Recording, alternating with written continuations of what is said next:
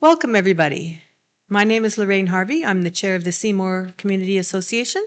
We also have the chair of the Blueridge Association, Eric Anderson, and just in front of him is Catherine Fagerlund. She is the chair of the Deep Cove Association. We've organized this meeting because we were getting a lot of feedback from our residents. They had concerns about a lot of important issues, and we thought, why don't we just create a forum where you can talk to the people that can hear your concerns, give you some answers. And I hope that you all value the time that you spent here this evening. So seated next to me, first of all, is Mike Little, the mayor of the District of North Van. In the center is Susie Chant. She's the MLA for is that the name of it? Okay, what? Okay. And Terry Beech, Member of Parliament for Burnaby North, Seymour, in Ottawa. Okay, there we go. And I'm really thankful to have this group. This has never been done. We've never had the three levels of government in one room together. So stay civil, okay?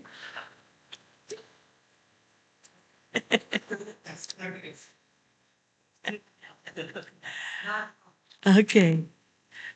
The issues that we're going to focus on tonight are the wastewater treatment plant, housing density mandates, traffic and transportation, and finally, government debt and deficits. Each issue will have its own time allocation this evening, and it will be introduced briefly by a local resident with expertise or experience on the topic, followed by a response from each member on our panel. We will then open the floor to questions from you. You may direct your question to someone in particular or to all of the people on the panel. Please try to keep your questions brief and concise. The issues under discussion tonight are serious, and many of us have strong opinions, but I would ask you to please be respectful in your comments. This meeting is being recorded, and it will be available on YouTube should you wish to view it later, and we can give you the exact link for that if you ask Peter. With that said, I would like to call on Peter Tevan, who's just going up there. I see. With that, okay, he's going to introduce or provide a little bit of background on the North Shore wastewater treatment plant. So please welcome Peter. Mm-hmm. Can you hear me? Yep. Mm-hmm. Okay. Good evening, Mr. Beech, Ms. Chant, and Mayor Little. Of course, you know me well enough to call me different names. But for the rest, my name is Peter Tevan. I represent our community on the boards of the Seymour Community Association and the North Shore Neighborhoods Alliance, which is a committee that was formed by community association members and other community members from all across the North Shore municipalities, including West Vancouver and the city of North Van. I'm here to talk about the wastewater treatment plant, and here's the best summary that I can offer of the problems related to it before us. First, of course, as we all know, the wastewater treatment plant project is years behind schedule and $3.2 billion, which is about 500% over a budget that is still growing. At the federal government level, your government has required this treatment plant by law, but has only pledged to cover 16% of the current budget. After the GST your government charges, that nets to only 11%.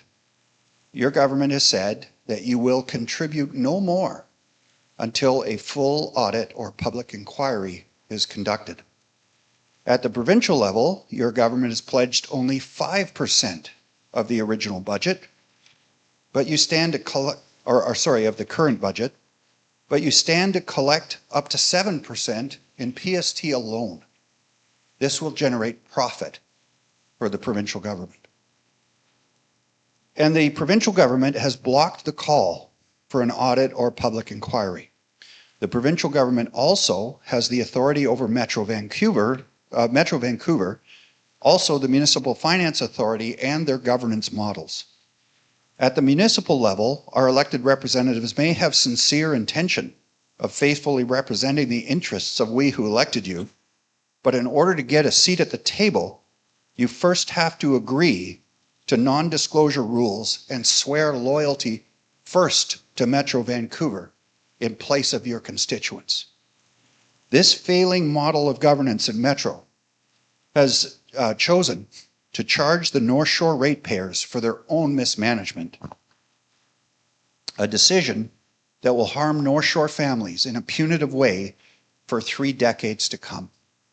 Why does Metro levy uniform potable or drinking water fees and then punish certain municipalities for Metro's own mismanagement of wastewater?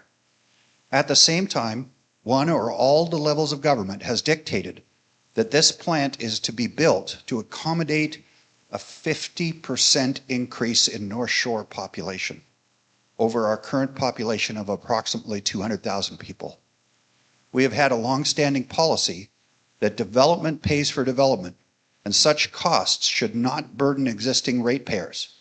But we are already getting billed by Metro for a project that is far in the future and designed to accommodate 100,000 more people. Finally, will we ever get to know the truth?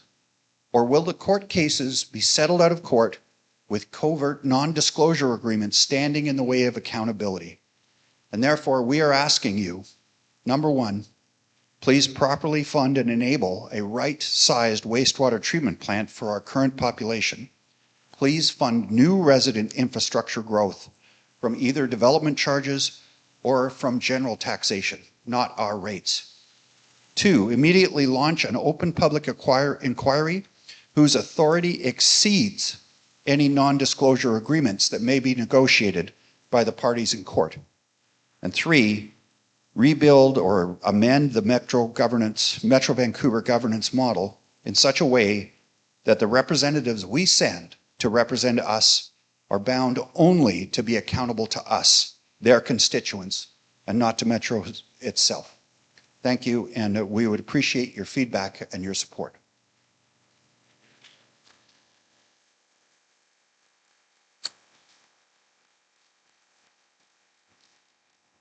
I'm going to let the 3 guests on the stage talk to this point first, and then we will take your questions. So,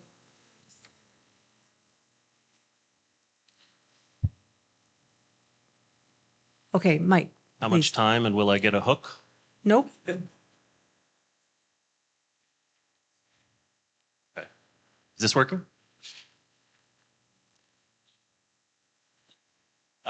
Yeah, first of all, thank you so much for having us and for setting this up. I want to thank the community associations for making the time. It's true, you know, people don't often pay close attention to municipal politics until the election comes up, and so I just really want to express my appreciation to everybody for showing up today to show this kind of interest in your community. This is a massive debacle. This is going to be a millstone around our community's neck for decades to come. Our council couldn't be more frustrated with the situation. Our challenge is we only hold about 8% of the power at the Metro Vancouver table. And so convincing the rest of the table to take on a higher percentage of this is challenging. Metro Vancouver was responsible for the major decisions. It wasn't the District of North Vancouver. It wasn't the sub area.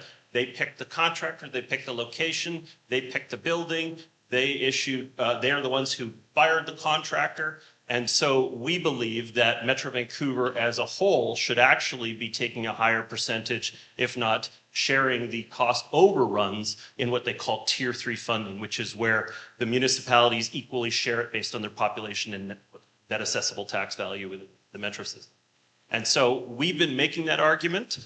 In May of last year, we asked for $70. We looked at $70 of support from the other municipalities. We ended up asking for $40 of support. So, you know, a large pizza a year worth of support from our neighbors in order to be able to show that Metro is one body working together.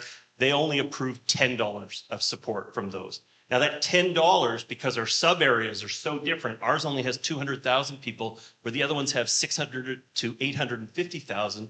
That $10 makes about $125 of difference on our annual bill. And so we were pushing to $40 to try to get ours evened out.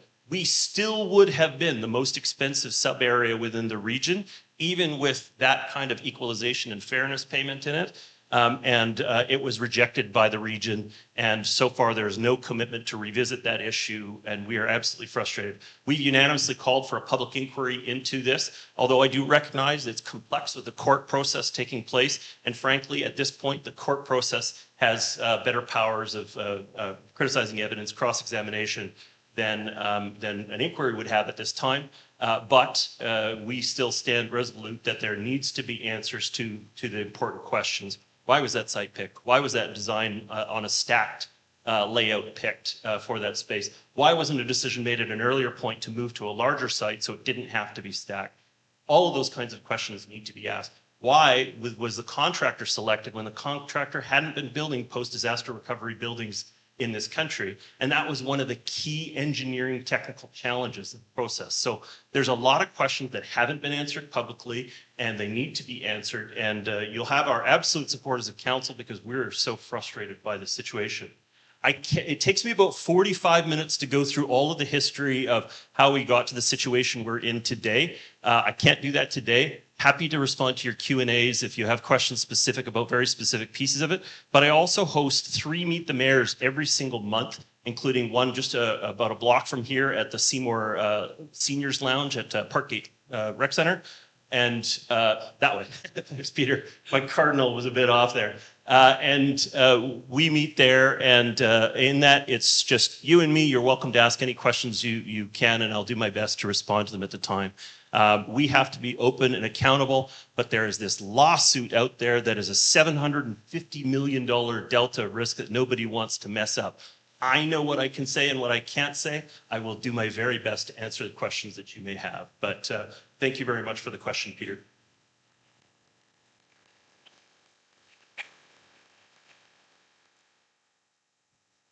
And now Susie has her chance. Good evening. Really glad to see everybody tonight, and thank you so much for the opportunity. This is a tough topic. Question about it. As we are all residents, I live in the Valley. I too tax that came in spring. It's really interesting to interesting from sort of a how did this crisis look at it right and look at what the microphones. Oh, it's my fault. I'm not holding it close enough. My apologies. Microphones are fickle things. Anyway, interesting to look at what's going on with the wastewater plant. And when I say interesting, it's not in a dismissive fashion. It's in a, wow, is there ever a lot of variables here? The Metro Vancouver involvement, we've got to have a group that makes decisions. I get that. However, it's really very difficult to be in a region and see decision making being made that you don't seem to have a whole heck of a lot of impact on, as Mike was just pointing out. We need the wastewater treatment plant. There is that I think we can all agree on. The one under Lionsgate Bridge has passed its shelf life by quite some time. So we need the wastewater treatment plant. That's fine. Thank you to the federal government, for making sure that it's actually happening. That's good too. However, the position we find ourselves in now is very uncomfortable and really tough on the people in our community. The Metro Vancouver doing the court case and putting a sort of a stop, they had indicated that they would be looking into it and doing an inquiry of their own, doing an audit of their own, which is interesting because one does wonder about an entity auditing itself to see what happened. However, they had agreed to that, and the province said, okay, fine. If you're going to do it well, do it right, and we'll see what comes out of it. Now what we've got is it's on hold while the court case goes through, which may be quite some time, but the province is still very much committing to, we need to know the answers to the questions. If those answers don't come out through the court case or through a independent assessment, we will get an assessment done. That the province is committing to that, absolutely.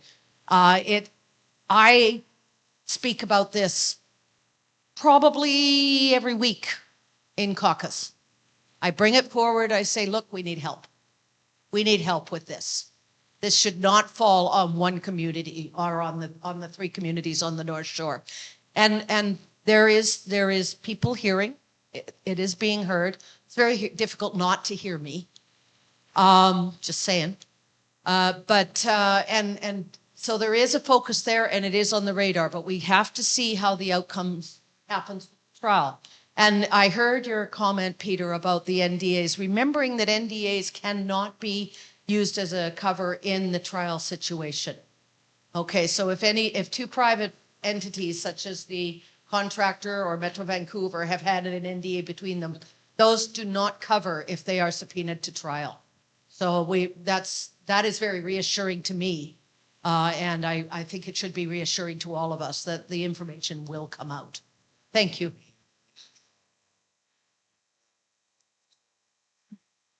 Right. Okay. And okay. Thanks, Susie. Thank you.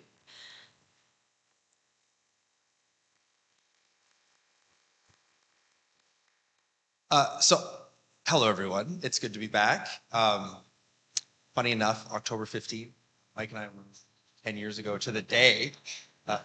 Oh, I'm sorry. Is that better? In the back? Good. Thank you. I was just commenting that I wanted to say thank you to all of the community organizers that put this together. Seymour, Blueridge, Deep Cove. Very much appreciate putting this together, one. I also very much appreciate that you appreciate the parliamentary schedule. And so you were very legitimate about making sure that Parliament wasn't sitting and that we could actually attend this. And so that is very deeply appreciated as well. I had made a comment for those in the back that actually is funny because to the day, in terms of making sure that there are community conversations, Mike and I were on the stage 10 years ago, October 15th, 2015. And here we are. Well, we continue to work together. In terms of the facts that have been laid out by Mike and Susie, I mean, I don't want to just repeat things that they've already said. Your request specifically in organizing this meeting was you wanted acceptable, reasonable, actionable items that we could go away from this meeting and have some, positive results. There are going to be a series of challenges, some of which have already been articulated. Some politicians have already described, not necessarily tonight, before tonight, the challenges with having an inquiry and having this ongoing lawsuit. That's not a cop-out. That's a real concern that can have very serious consequences, which is why it was again raised this evening. When it comes to better distributing the cost, I mean, that is a fight that has to happen at either the municipal or the provincial level. And it's a frustrating situation because Peter mentioned the federal government's in for 16% of the current cost with the climate bill, so we'll be pushed down. I mean, it wasn't the only wastewater treatment plant that we were building at the time. We were also building the one in Victoria, and of course, on time, on budget. There's probably some lessons with regards to how you set up procurement, how you share the risk with the providers that you're working with. And procurement is a challenge that governments are dealing not just locally on issues like wastewater treatment, but on big projects across the board, both in Canada and outside. But that doesn't put the $590 back in your pocket, which I think is really, when it comes down to it, I've met with many people that are here that I see that have talked to me about this issue. And of course, I hear about this issue in my constituency meetings all the time. With regards to the idea of a federal bailout, I'm going to repeat what I said during the last election.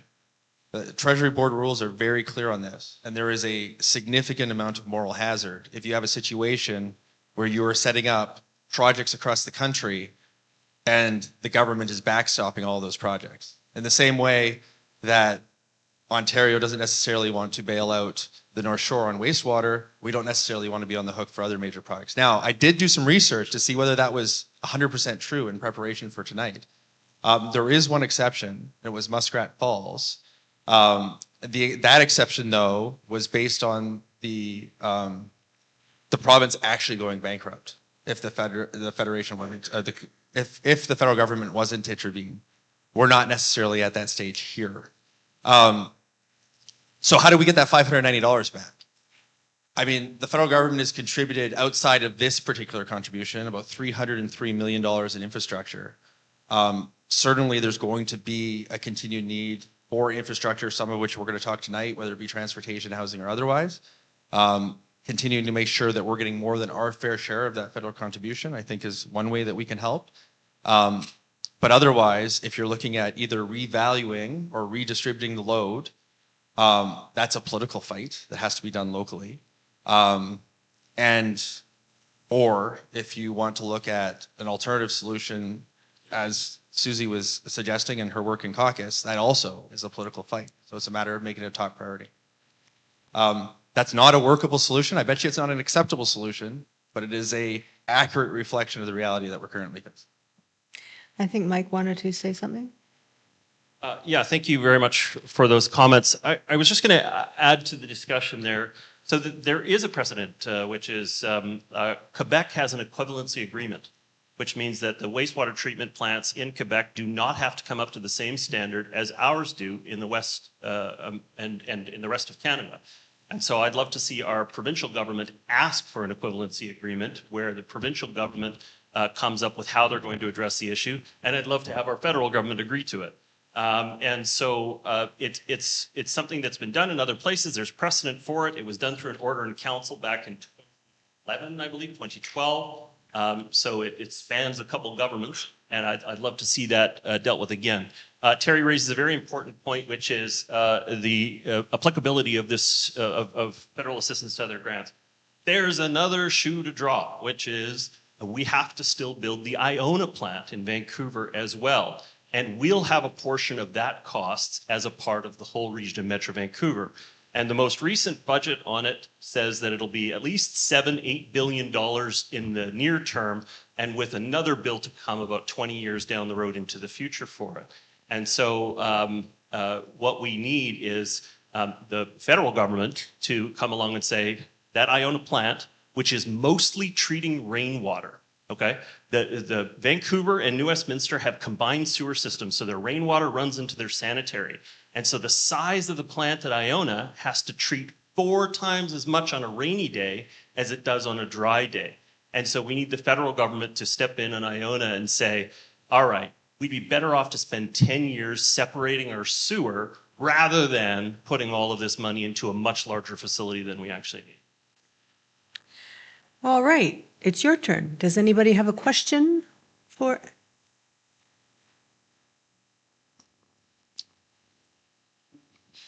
The current budget for this water treatment plant, wastewater treatment plant is, I last read 3.8 billion, I think. 3.8.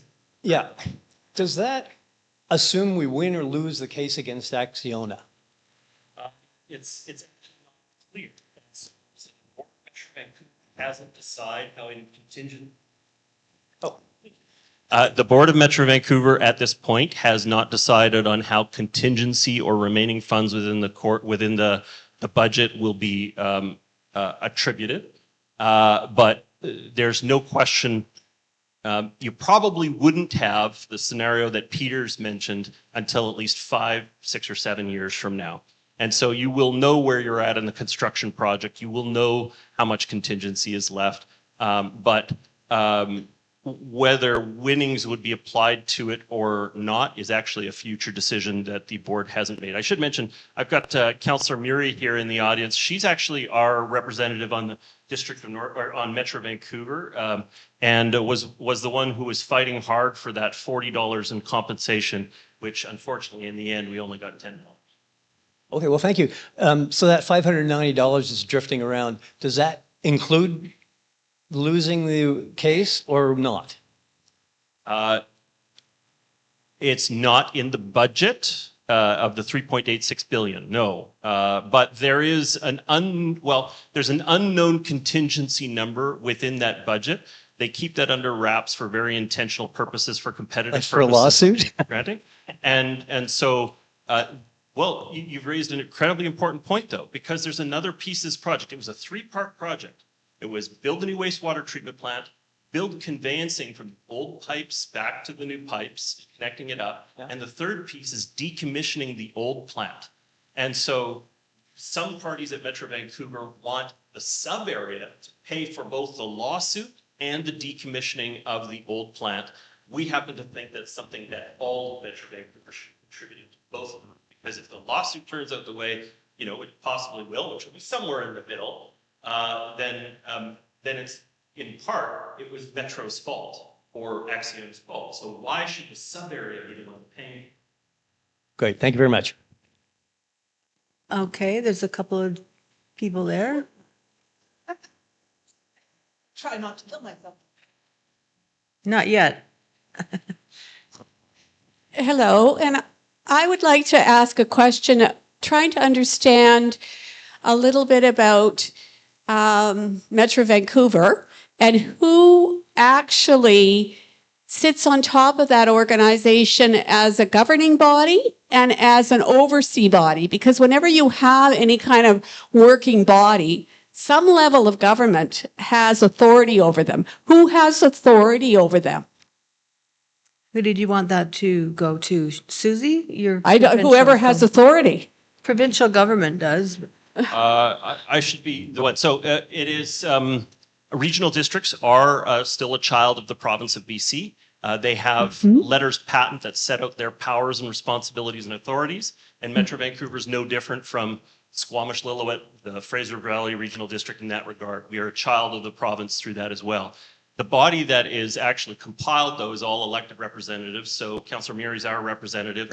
You get one representative up to 100,000 in population, and for every 100,000 in population, you get an additional director at the board. So Vancouver's got like 7 directors at the board. The total board is 42 people. It's ridiculous. It's unworkable. It needs a governance change. But ultimately, the province of BC has the control over changing the structure of Metro Vancouver. Okay, so I guess, Susie, if I could talk to you, please. Knowing and understanding how the province runs authority over other, say, professional organizations, licensing boards, licensing organizations, that certainly the province has some authority over what's going on, or should have, or could have, or I want them to have.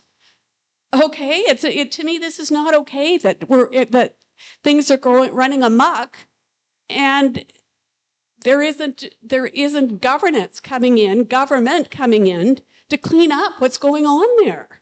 I expect that of you as my provincial government.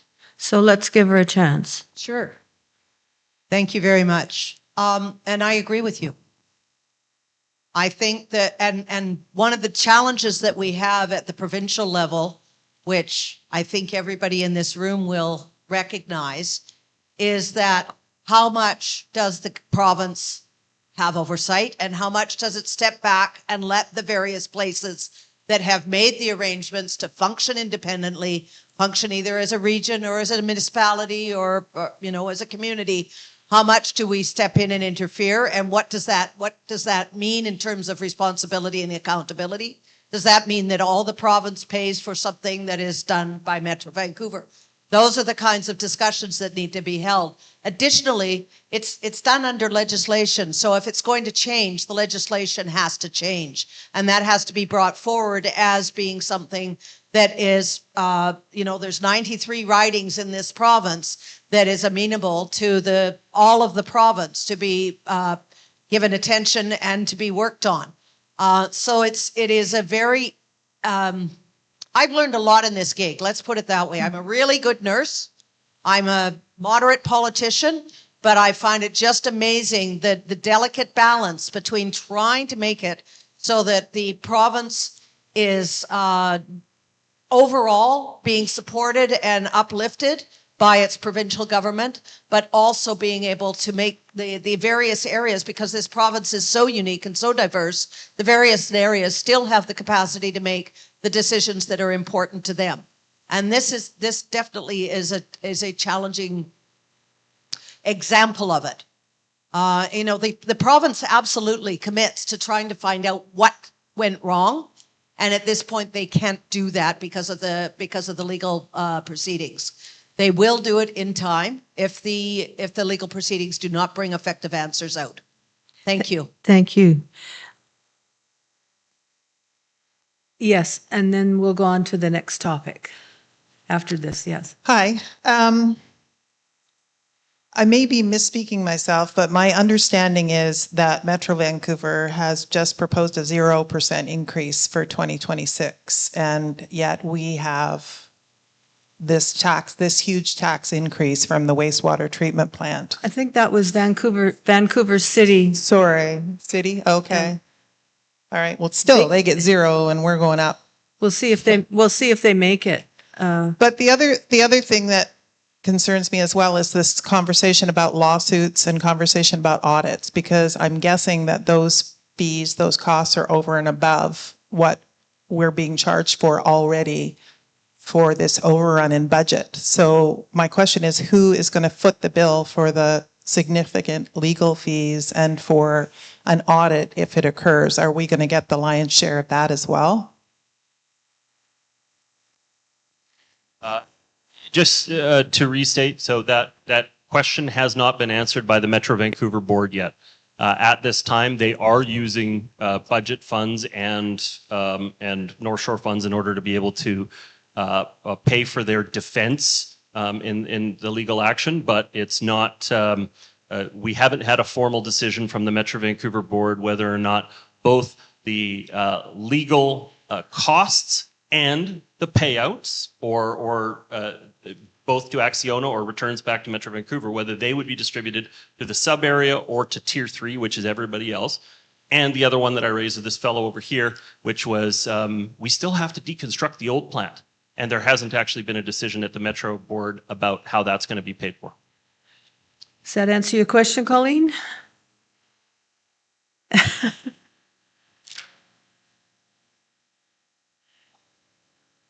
So just Kind of depends how the lawsuit turns out. I'm sorry, the answer is they have not decided how it's going to be attributed yet. When they do, we will certainly have an awful lot to say about it. Mm. And I'm one of the directors on Metro Vancouver representing the district, along with Mayor Buchanan from the city of North Vancouver and Mayor Sager from West Vancouver. Sorry you're having to turn around. I appreciate that. Very polite. And I just wanted to say that the allocation that the mayor has spoken about in regards to the sub areas, there's 4 sub areas in the region, and we lost a vote. We wanted 40, we got 10. We fought like hell. We lost. Our colleagues voted against us, but not very many of them. A small amount. It was 5 people. It's a weighted vote system, so it equated to more votes than 5. But we can revisit it with another board. And we're planning on revisiting it with another board to talk about this unfair spread where we are taking an increased amount on our taxes for something we did nothing wrong. We did nothing wrong. We were given advice by professional engineers, and there's one in the room that has worked for the district for 40 years, Gavin Joyce, who's retired, and he's going to speak next. Yeah. But this allocation of us taking this larger amount, it is not over. I think you know us, we are fighters, and we're going to continue pushing this message at Metro and working with the politicians from around the region to show them how unfair this is when that board raised their hands to move forward with this plant and all the infrastructure that we're looking at. There's 300 infrastructure projects in Metro Vancouver. But I would have a question for our MLA and our MP. When this project started, and I was a councillor when this project started, when it was budgeted at around $600 million, the equation for the 3 levels of government, Metro Vancouver, the provincial government, and federal, was a third, a third, a third.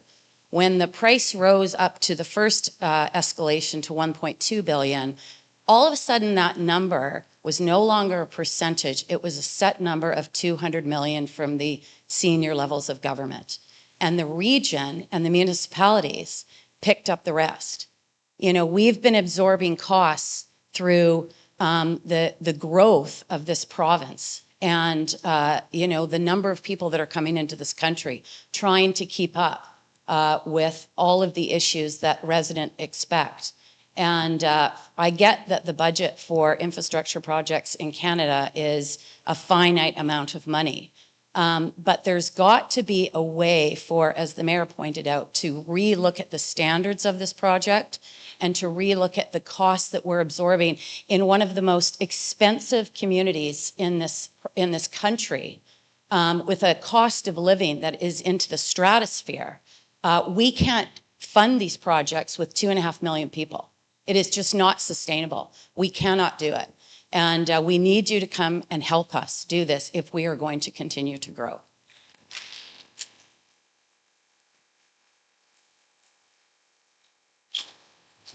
So I want to comment on a previous question and answer Lisa's question at the same time. So first of all, with regards to the equivalency idea that Mayor Little raised, and the OIC and what's happening in Quebec in 2011, happy to look at if it's whether that helps resolve the current pain locally. I'm not sure, but literally never crossed my desk before. So happy to check it out and see if that's one way that we can relieve. With regards to the third, and you're not going to like this answer. I know. When she says she's persistent, she's not kidding. That's right. We cannot be in a so when that project was proposed and when we introduced our first fall budget after the 2015 election, that was the #1 largest infrastructure investment in the country, and it was for that specific project. But I know for every person that is shelling out $590 a year, that seems like a wonderfully simplistic fix. And fortunately, very clear, every candidate that came up here, about outlining how TBS, the Treasury Board Secretariat for Canada works, and how those infrastructure agreements work, where they are very specific about those that are responsible for the project management of the project are responsible for any potential cost overruns. And while that seems like a simple fix in this situation, if we did not abide by that, you could imagine the problems and the moral hazard that you would have for various projects being proposed right across the country if there was a federal backstop provided for all of that. And multiple governments for generations now have stood by that principle. Now, are there other creative ways that we could find relief? Potentially and possibly, and I'm willing to look at all of them. Lottery? But I was firm during the election. You can imagine how many times this is brought up at the doorstep. I was firm during the election that if somebody comes up here from the federal level and promises you that this is a federal bail that's coming, I would argue that they're being disingenuous. I just don't want to be that person. Thank you. I think there's a question that came online, or did you want Mr. Joyce to? Thank you. First of all, thank you for being here tonight. I don't think it's probably the most difficult time to be a politician in this country. So thank you for being here. It's been a row here. She's still bossing me around. So, Elisa, when I first heard this project, it was $350 million. But Mayor Little, I think, like you, I've explained the process 100, 200 times to friends, family, soccer mates. So I'd say to the three, if we could get together and get some sort of communique out with all the basic questions. There's information you can't share, but there is a lot of information about the process and how we got here today that you can share. I mean, as I've walked people through, the anger's still there, but at least they understand how we got to this point to date. I think Peter's points are well taken. I also believe if we look at metro projects, the twin tunnels, it will be solved on the courthouse steps 6 years from now. We won't know the answer to that. And to this lady's comment, it's long overdue for the provincial government to sort out Metro Vancouver. I've attended thousands of meetings, thousands. At 41 years, I was first at Metro Vancouver in 1985. So I've been hundreds, if not thousands of meetings. So I've seen where we are today from where we've come from. And it needs a real good look at under the hood. Thank you. Can I respond? Sure. Do you want to read it? Yeah, this is a question from one of our online viewers. Oh, of course, yes. Yeah, go ahead. Sorry, just real quick. Thank you. And I am a really annoying person in our caucus. And I have been saying exactly that. When are we going to look at Metro Vancouver? When are we going to find out who, how it's accountable for things and how we do business? But like what Mike was saying, Metro Vancouver is one component of British Columbia writ large. I'm in a caucus with 48 other people who all have concerns about their areas. So it is on the radar. I am pushing very hard for it. Again, there is a very high recognition of the impact of the lawsuit that's going on and where it stands in terms of investigations. But there is a real understanding that Metro Vancouver, the way that it's been doing business for however long, needs to be looked at and perhaps rearranged. I'm going to use the word rearranged because that's a politically tactful word. Thank you. Nebulous. Okay, we have an online question. Yeah, this is a question. It's Peter speaking, but if I raise my hand, it's not me, it's someone online. And this is from someone well known to at least you, Mike, if not all of you, and that's Dr. Corey Cost is online. And he's got a very basic question on this. Is it fair to charge people $590 for many years, but not get the service during that time?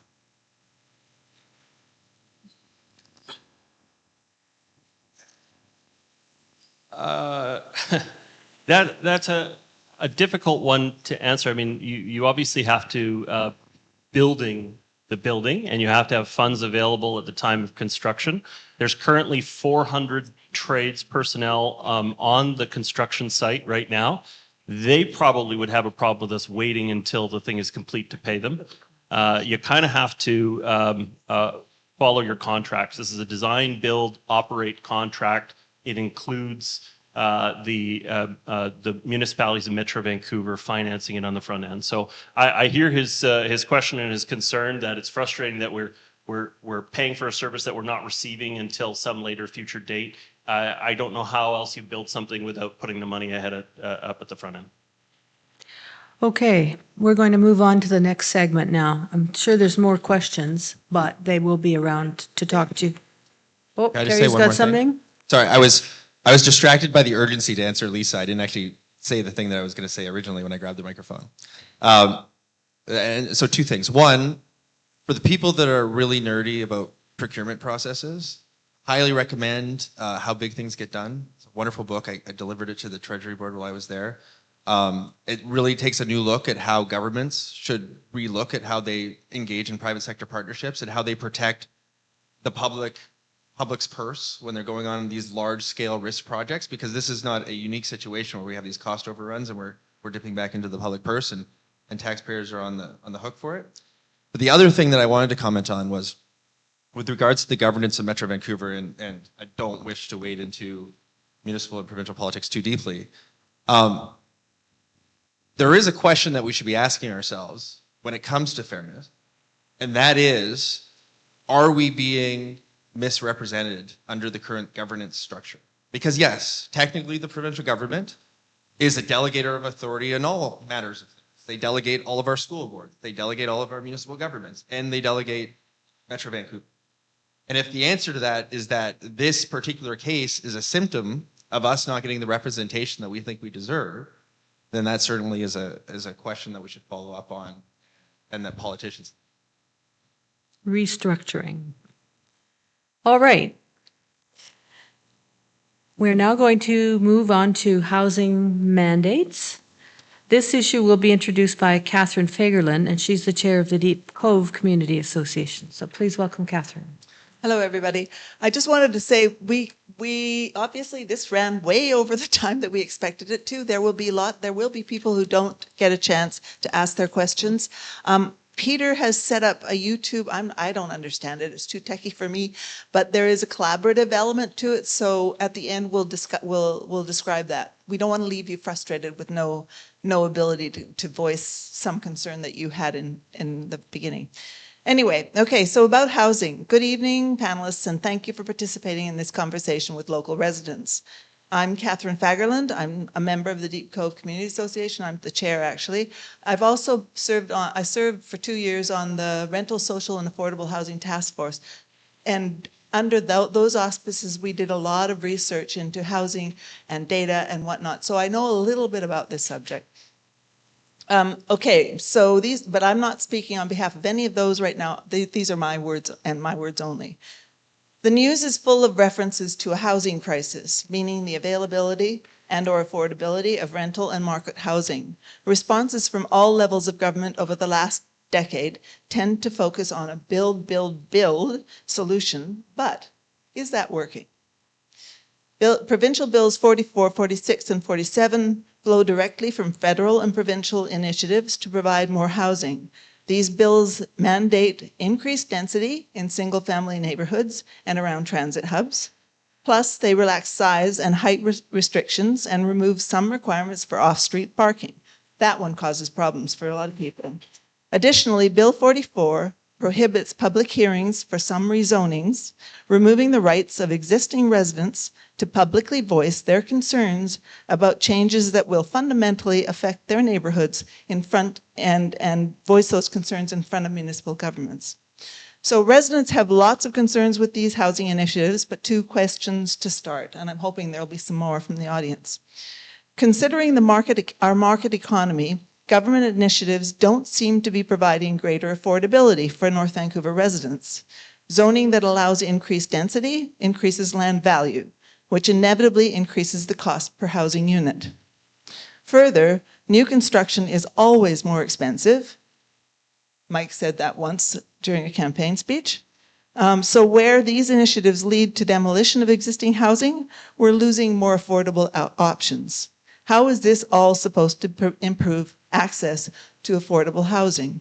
That's the first question. And I'll ask the second one at the same time while I've got the mic. The build, build, build approach does not seem to have adequately accounted for improvements in local infrastructure.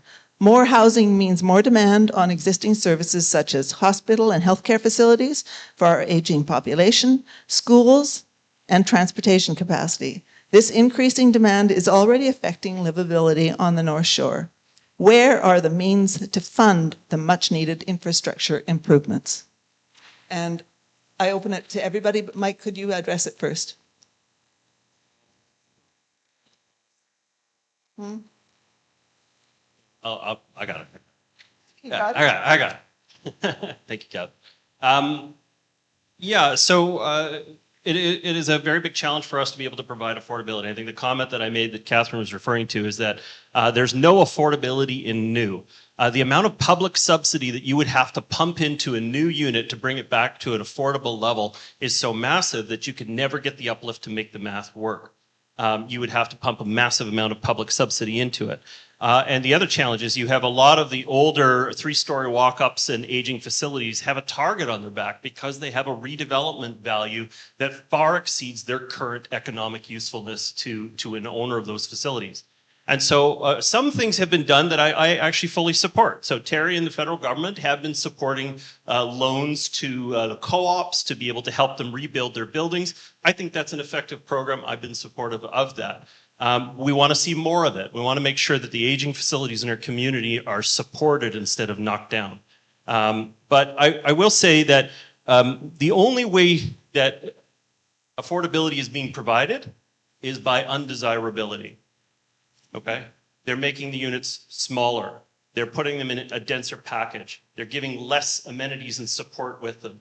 And so that's how we're achieving affordability. And I don't know that that's a great community building way forward. I definitely want to see my kids be able to afford to be in this community, but I also don't want to see them live in a 300 square foot lock-off unit.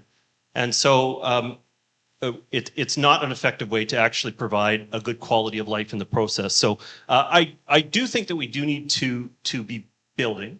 And my challenge with 44, 40, 46, and 47 is that it's for 20 years, the planning community came to us and they said, what you need to do is compact redevelopment. You need to be able to build town center spaces that you could properly support with transit. You could properly upgrade your infrastructure for all your underground pipes and everything like that. And we got on board and we're like, okay, fine. So we created these town centers and we started to build density into those spaces.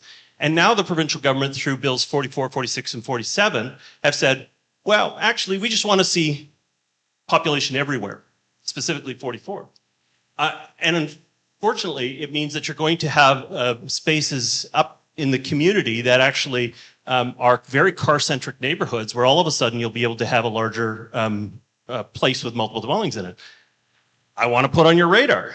Last week on October 9th, Bill 25 was introduced into the provincial legislature.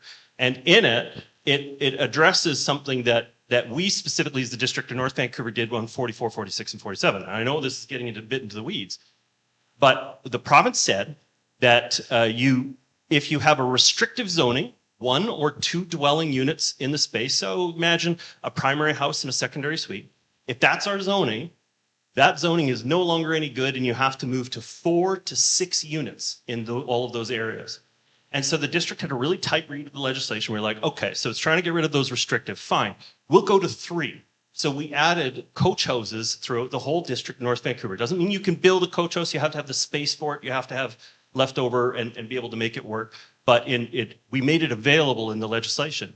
We actually got a letter of compliance from the provincial government saying, yep, that's good enough. You met the requirement. But last week, they changed the requirements.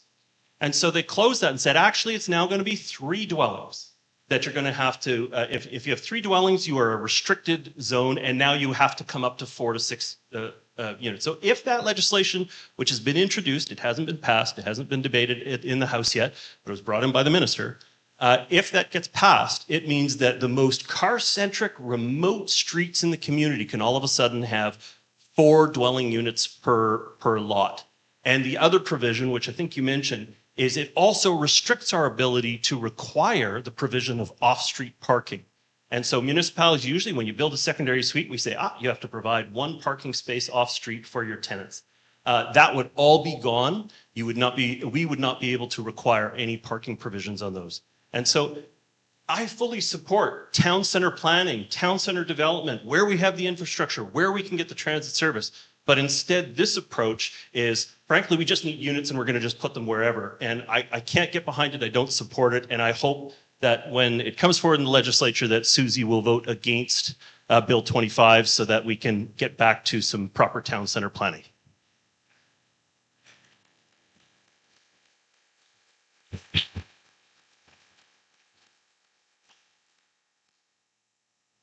I won't say that. I'll say something else. One of the parts that you brought up were around infrastructure. So I'm not I mean, in the last almost 8 years now, we've got a new hospital tower. And originally, I was around when that hospital tower was being originally discussed, being part of Vancouver Coastal Health. And originally, it was supposed to be a replacement of the old hospital. So we'd have the same number of beds. It just would be more infection aware and separate rooms and all that good stuff. That has changed dramatically so that the new tower is there and it has augmented the number of beds in the hospital because the Vancouver Coastal Health is very much aware of the growth that we're seeing. We've opened the urgent primary care clinic down on Esplanade. The Foundry has opened. We're back to, we've brought up many more family doctors than we had 5 years ago.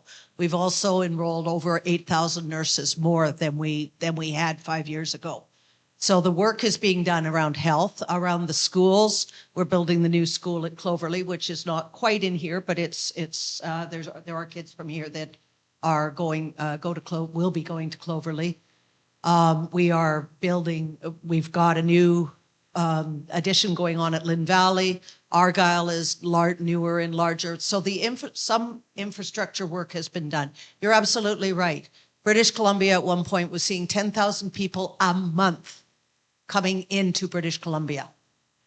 Not just to, and not all of them are coming to North Van, but they're coming into British Columbia.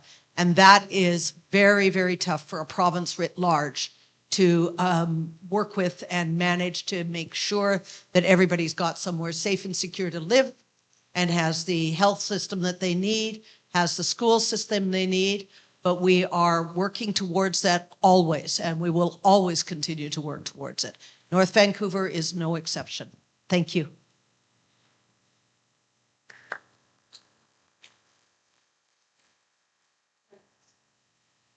So a few things. This is a fantastic topic. This topic could take the entire evening. Housing policy, and part of the question as it was asked was that government measures don't seem to be making housing more affordable. Housing is one of those things where you have to measure it in decades, because any policy you put in place, that's how you see it kind of develop. The National Housing Strategy came into place in around 2017. It was much smaller than it is today.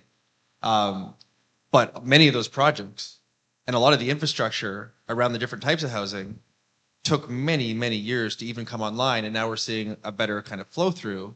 But since 2017, that's meant just under 300 units in North Vancouver, about 3,700 units in Burnaby.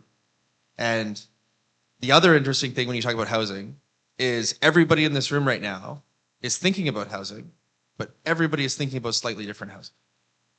And so you have deeply affordable housing, social housing, you have homes, single-family homes, you have apartment buildings, you have condos, you have co-ops, and everybody kind of has an idea of what they think, should be fixed or where the resources should.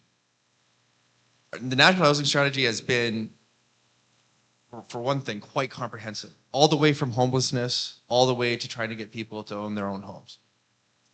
And we looked at literally every solution that we possibly could. Mike mentioned properties with targets on their back. He's absolutely right. And there were other properties that just hadn't been renovated, hadn't been brought up to snuff, and we were just going to lose affordable rental because nobody was putting anything into the piping or into the, they were just becoming decrepit and awful places to live. So it's been a multi-pronged strategy. Repair the existing stock that we have, identify the ability for new stock, incentivize private capital, and try to find ways, because we found very, very quickly that, you can call something a national housing strategy, but building housing and doing it in an affordable way takes all levels of government, which is one of the reasons why this panel like tonight is good. You need to coordinate zoning with resources, with the private market, and you kind of have to do it in an environment that is incredibly dynamic, especially given, everybody keeps coming to my office asking when things are going to be normal again. We went through the pandemic, now we're dealing with things in the United States. But I would just say, the one thing that I think we've all come to agree on all sides of the aisle, every party, nobody is coming to a federal election without a housing plan. That wasn't the case 10 years ago. So there is a definite role and a need for the federal government to invest in housing. And really, we're making up for 30 years of federal absent housing, which, if you look back at it, is a mistake. You can add in the complication of immigration. You can add in the complications of the different regional differences, not just Metro Vancouver, but British Columbia as a whole, rural communities. Alberta's different than BC, different than Quebec, different. Yeah. I still am very optimistic that the steps that we're putting into place are helping. Rental rates are coming down a bit. They wouldn't have been if all that rental stock hadn't been actually constructed, tens of thousands of units over the last number of years. So, but it's not just, sorry, I don't want to take too long. I spent a lot of time in housing. It's not just about doing the same thing or putting more money into it either. We have to be willing to try out new ideas in new areas and then grow on what's working. So that means new technologies, that means new ways of doing zoning, that means new ways of getting shovels in the ground faster. You want to lower your quarrying costs, you want to lower your construction costs, you want to lower your time to market. All of these things are possible. We just need to consistently be dedicated towards it. So the one thing that I would say, just in the crux of how the question was worded, is that I think we should be able to agree that government does need to be involved in housing, because it literally determines our quality of life, and so many problems and solutions can be solved by housing, but it has to be all three levels of government working together, and it has to be diligent, it has to be adaptive, and it has to change depending on where you are, what's going on in your community, and what you need at that time. So yes, of course, there's pushback on blanket policy because it's going to work in some communities and it's not going to work in other communities. The best policy is policy that is adaptive and can bring in feedback through forums like this and see those results change in our community. Any questions from you?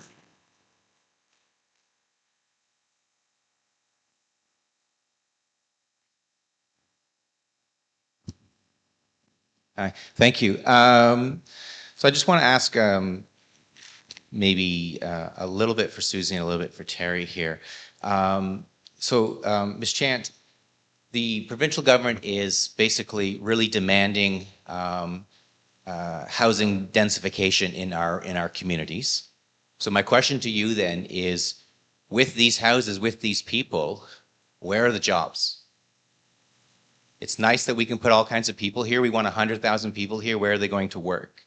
Affordability is a problem, and there's many ways that affordability becomes a problem. And of course, houses are one, and lack of jobs is another. And then maybe the second part to that for Mr. Beech. Then you mentioned the National Housing Strategy. So how many billions of dollars have been spent on that in the last?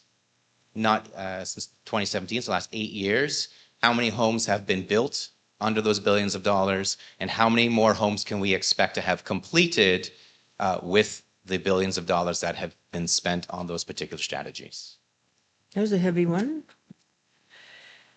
Okay. Terry's going to answer that question. He directed it to Terry. The first Oh, part was sorry. Okay. me, I believe. Yeah, go ahead. Thank you. So your question was directly, where are the jobs? One of the things, again, I'm a nurse. We cannot keep nurses in community and in the hospital because they can't afford to live here. We have nurses that come in from Maple Ridge. After a while, they stop coming in from Maple Ridge and they go work somewhere else that's closer to home. Our community has an awful lot of services of people provided by people who do not live here because they can't afford to live here. Where the prediction about jobs, if you talk to the Chamber of Commerce, just about every business is saying they're having a hard time keeping staff. They're having a hard time finding staff, retaining staff. And part of that is because it's very expensive to live here, and the people who live here are not filling those jobs. We also, in the province, know that by 2030, we anticipate there'll be over 1 million job vacancies in the trades, in professions, right the way across. We're doing a lot around, as you're aware, we've reinstituted the apprenticeship program in a number of areas. We're doing a lot around opening new opening new places for people to go to school, opening new seats for nursing, for physicians. You know about the school that's opening in Surrey. There's a lot of work going around to recognizing what the jobs are needed and getting trained up for that. The other thing is that we depend on the folks that immigrate to British Columbia to fill a lot of our jobs. And we are at this time in a little bit of trouble related to the recent immigration changes because we have a number of people that are actually ending up going home that are sort of the infrastructure of a lot of our big institutions, particularly in health. So the job, I hear what you're saying. What are we doing about jobs? There are jobs, the jobs are there, but they're not necessarily in our particular area. The jobs, how am I saying this? The jobs that we have are being filled by people who are coming in. We're not meeting our own job needs. So I hope that answers your question from my perspective. Thank you. Thank you for the question, Rob. So there's a few ways to answer this, and it gets complicated very quickly because every housing deal is slightly different, right? If you look at the deeply affordable units that are going up beside my office on Hastings Street right now, I mean, that was a 10-year process, cost shared, where we transferred the land to the city for $1, and then we cost shared the actual construction. And I don't know the number of units off the top of my head, but it's providing a certain number of deeply affordable units, a certain number of market units, and then a certain number of childcare spaces. And so as you go through, like, how do you value a low-cost loan that unlocks 1,700 units of rental housing, and value the actual cost of that to government? In terms of the overall like high-level cost, what the National Housing Strategy started at about $8 billion in 2015, and I would say if you take housing and infrastructure, it's probably closer to $100 billion, but not fully allocated either. So the ability to get a very precise answer is available, because if you go to terrybeachmp.ca, I have a housing report, probably about 10, 12 pages now, outlines all the buckets of funding, whether it's loans to co-op or refurbishments or express rentals. You can always kind of earmark about 11% of the total budget that comes into BC. And of course, because of some of the challenges we have here, we try to get more than our fair share. And then that gets updated every budget cycle. So that'll be up to date up until the last budget. And when we have a new budget in November, if you wait 6 weeks or so, you'll have updated numbers for that as well.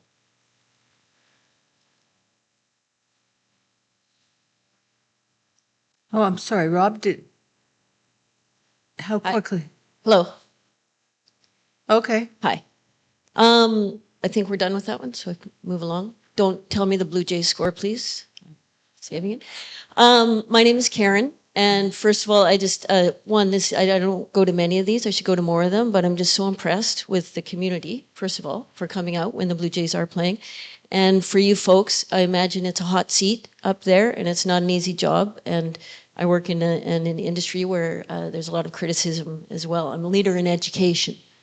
And, you know, each of you spoke about this to some degree.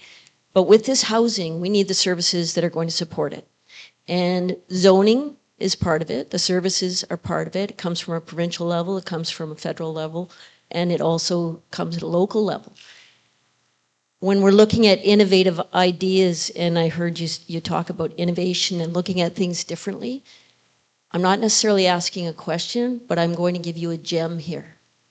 You have it in your community, and it's dying to help you. And so we've talked about, Susie, you mentioned, or Ms. Chant, you mentioned about the healthcare and about some public schools. Independent schools are also an answer. I've been a head of school here at a private school. We are a not-for-profit, so we're not making loads of money. We're not doing that. We're a not-for-profit. We are an organization that is looking to serve the community, unlike any other. And we want to build amenities. We want to build a gym. We want to build a field. We want to build a track. Let's get creative together. We can't get land that has the zoning to support us to do the buildings that we need to do. Maybe you could talk to Terry after I that. will. But I just want to make a comment, and I think, Councillor Murray, you were really helping us with this. But my question, I guess, to you, and my comment to you is, how deeply are you willing to look at these innovative ideas? Because you've got innovators in your midst who are wanting to work with you. So I guess that's my question. How deeply are we looking, and can we look a little bit harder at that? Who wants to answer that question? Terry? Or, okay. I'm just going to be really quick in my answer here. I was at a conference with some very, very big brains a couple of weeks ago. It was an international conference around aging. And one of the things that was said with relation to BC, and I will repeat almost verbatim, is BC is very good at being creative, very good at innovating, very good at researching, sometimes not so good at adopting.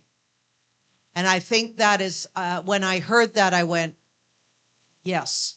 Because when I think of some of the things that we talk about and we want to do, and it eventually happens many, many years later, or it doesn't happen at all. So I hear what you're saying, and I would love to get into that space more so than I think we are at this point. So thank you so much for pointing that out.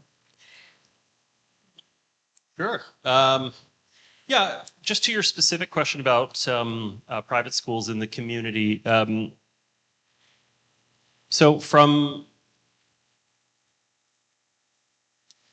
we went way down in the number of kids in our community. So from 1996, it's where we peaked at 22,000 school-age kids registered in our school system.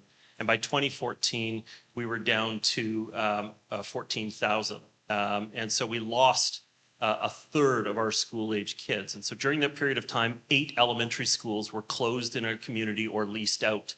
A couple were actually sold, Broadview and Monterey Elementary School were fully sold. The other ones were contracted out to private schools, Lionsgate Christian, Kenneth Gordon, Pro Arte, Cousteau International, Brockton School. And so those facilities have been able to be retained in the public system through leases.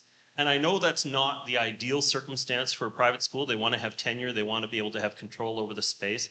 But while we have vacant public elementary schools in the community and we need to get resources to our school district, we are still trying to make sure that there are reasonable ways that those facilities can be reused and support those places.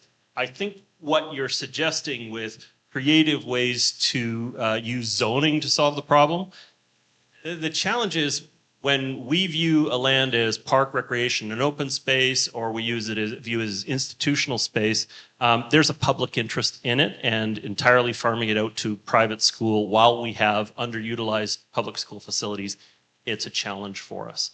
Happy to sit down, happy to hear your comments and concerns and ideas for those spaces, but I think that the partnerships that we have, if the 10-year tenures are not long enough, and we need to, in order to be able to promote investment back in those spaces, then I'd support working with the school district for something that's a little more reliable based on their long-term needs. But at this point, I can't give you any more specifics on the spot. I'm happy to meet with you.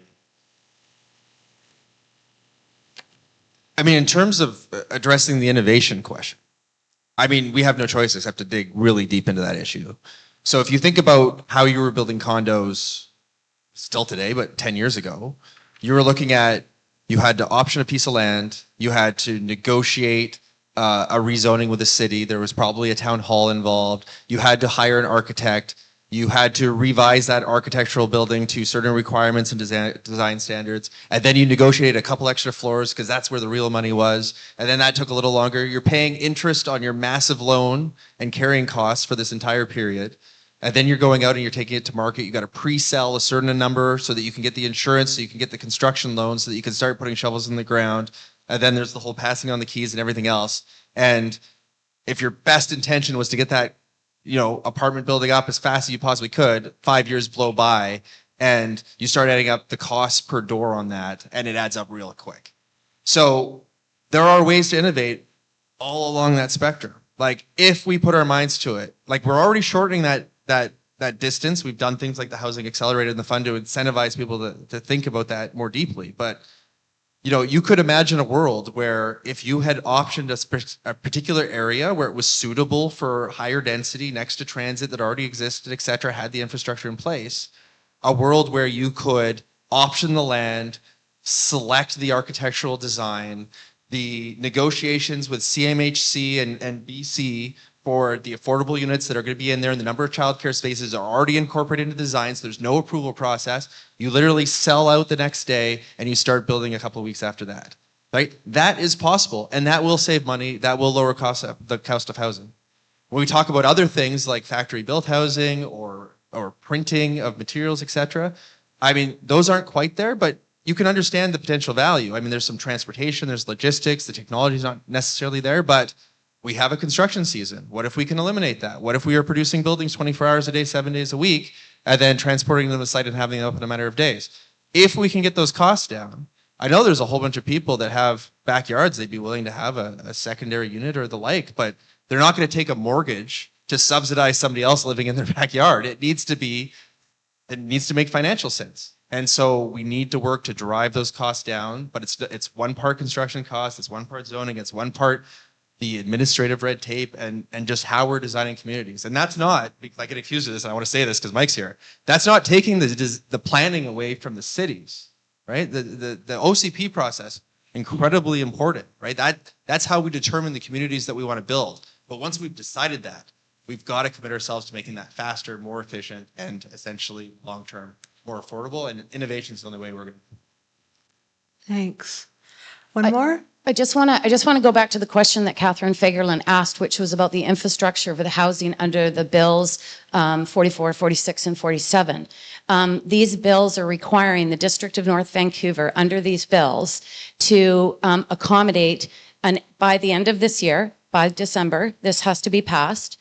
We have to accommodate just in the District of North Vancouver an additional 22,000 units. 22,000. So since 2010, we have zoned in our OCP, we have zoned 7,500 units mainly in our town centers, Lower Capilano, Lower Lynn, and Lynn Valley, 7,500.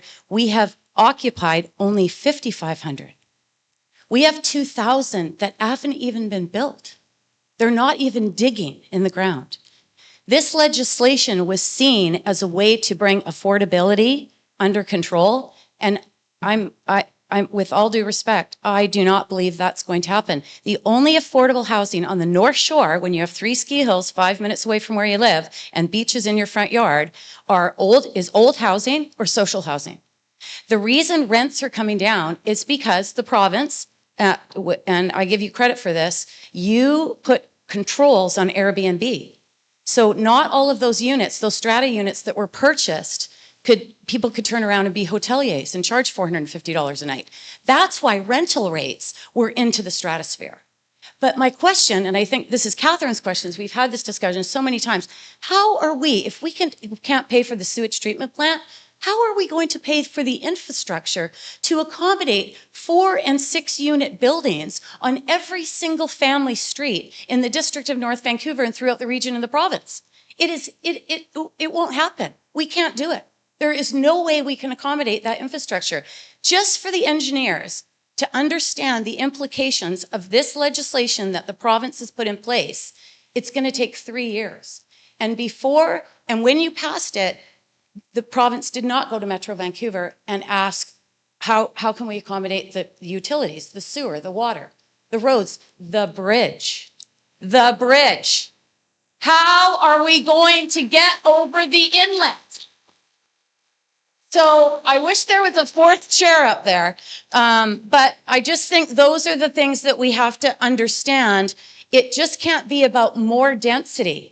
More density is not solving the problem. We've been building since 1986, since Expo, and we've accelerated since 2010, and the prices are not going down. Thanks, Lisa.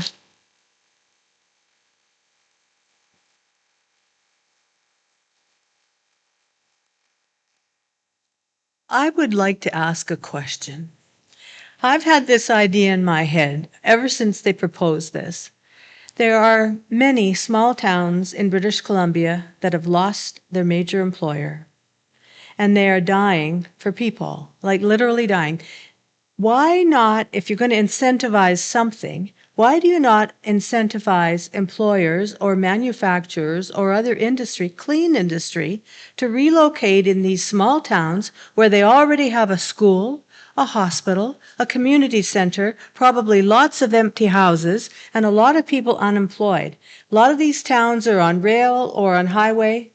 To me, that's a win-win situation, and yet the government is trying to cram everybody into major centers. And to me, that makes absolutely no sense, because when you start doing all of this new construction, you're not going to raise the cost or lower the cost, you're raising it. So instead of solving a problem, you're creating another one.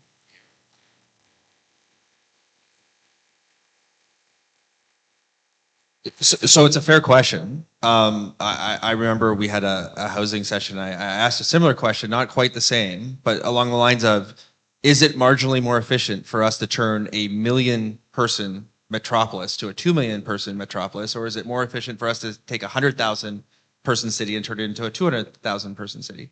And certainly you've seen a regrowing of industrial bases in different areas, especially as we've been able to make more resources and services available ubiquitous.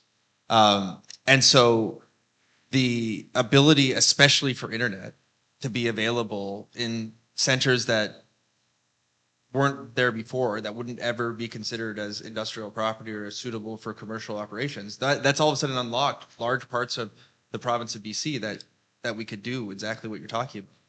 The other thing that we're talking about housing tonight, we're talking eventually about a bridge. Everybody's excited about that. The other aspect that we deal with on a regular basis is like our industrial base. If you looked at industrial property, like we 5x'd in like half a generation. So if you're a new business and you want to get some industrial space and you want to do something, It's not in Vancouver. yeah, you're not doing it here. You're getting pushed further and further and further out, and eventually you're going to be, into the further rural communities. So it's not a silly question. It's actually something that I think we should probably be looking closer at. I think it makes a lot of sense. Just to be aware, a lot of the communities are also growing. That's one of the big things that came up at UBCN 2 weeks ago, is what we used to think of as very small rural communities are in fact growing significantly. And they're having growing pains just like everybody else. I was talking, for instance, to the mayor of Mackenzie. Mackenzie was, how they described themselves was an instant town when the forestry grew up there. And when they started, all they had was young families who were all working in the forestry industry. Now it's 60 years later, and they actually don't have the infrastructure for people to age there. And yet a lot of people have moved there, have retired to there from other places because the land is cheaper. You can get a house. There are some amenities there, but what they don't have is they don't have a hospital. They Well, don't some have, communities do, though. yeah, some of them do, but a lot of them are having real challenges. But their question to me at the time, as the seniors and long-term care person, was, how do we get started on getting stuff for our seniors? Getting appropriate housing for our seniors and that kind of thing. And they're having a real tough time with that. So the other municipalities are in fact getting people as well. It's not just, and people are not just coming to the urban centers, and part of that is because guess what?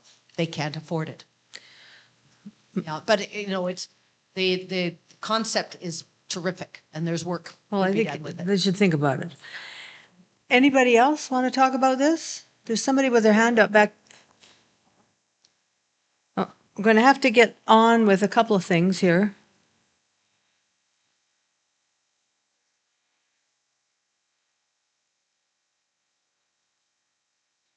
Waiting for the bridge is a favorite pastime. Yeah, it's a touche. Thank you. I would just like to ask, Lisa, of those 22,000 units that you've just been talking about, how much of that is rental and social housing? We've all discussed and we all know that it's not affordable to buy houses. All the people in this room have kids. How many of them can afford to stay in this community? Mike, your kids can't. My kids certainly can't. At age 15, they're telling me, Mum, we're never going to be able to afford to live here. But you were talking about creativity and innovation. It's obvious we need to have a shift in mindset to a rental mindset. There are many countries in the world that don't have home ownership. It's all rental.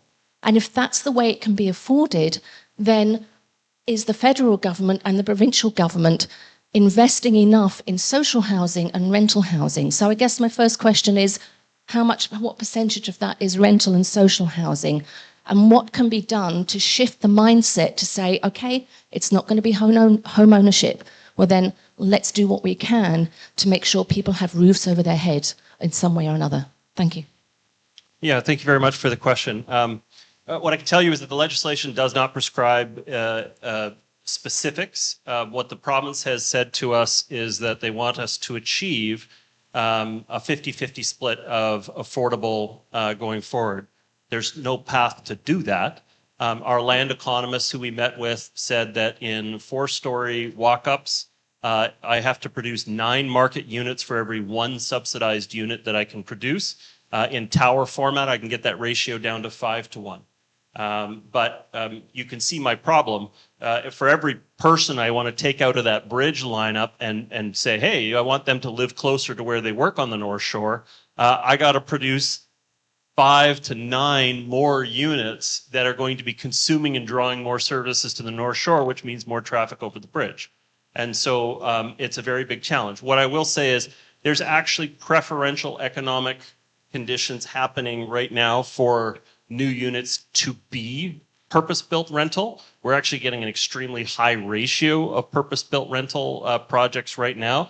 A number of projects that passed their rezoning as condo strata, and they have actually since that time changed to purpose-built rental.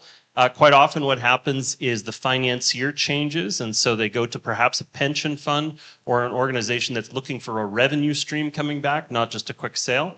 And so we have actually seen an incredibly high ratio of turnover in the last couple of years of the new units being built, being produced as purpose-built rental. But there's no specific requirement in the OCP piece for the 22,000 plus units. On the 580 units that I have to complete every single year, there's a guideline that says we're supposed to try to get 50-50 on affordable in those ones that are completed, but it's not on the OCP number that Councillor Murray was talking about. Thank you. I think maybe one more question and then we'll move on. Thank you. My question is about the affordable housing, and I appreciate the fact that people who work in the North Shore should have a chance to live on the North Shore. But the problem is they still have to get to their jobs. They have to get to their children's activities. And with the increased density of possibly 4 families living on what used to be 1 family, single unit, there's going to be 4 more, at least, times the amount of vehicles. And I don't see the district or the province looking at any increase in roads to accommodate all these cars. That's our next topic, actually. I know, but it comes from the density. I mean, yes, and that's why it's on the list. Yes, I know. So do you want to wait? Just wait. Or I'll just put it out that my concern with the density is it's already gridlocked at 2 o'clock everywhere on the North Shore. Yep. But that's why we're going to talk about it now. All right. Okay. Thanks. Thanks. I am going to now ask Cheryl Atchison, who is a Seymour resident, longtime resident, and she has some exciting things to tell you. And I'm just going to let you stand here. I don't know if it's exciting, but I'll try. Thank you so much, Lorraine. My name's Cheryl Atchison, and I'm a mom of 2 kids that are now 18 and 16. I live on Rift Point Drive and moved there 13 years ago, so I've seen a few changes. I commute my youngest to Brockton School in Lynn Valley daily, and I have done so for 8 years. Again, that almost makes me a traffic specialist, I think. I'm here representing a growing number of North Shore residents who are deeply concerned about the state of transportation infrastructure in our region.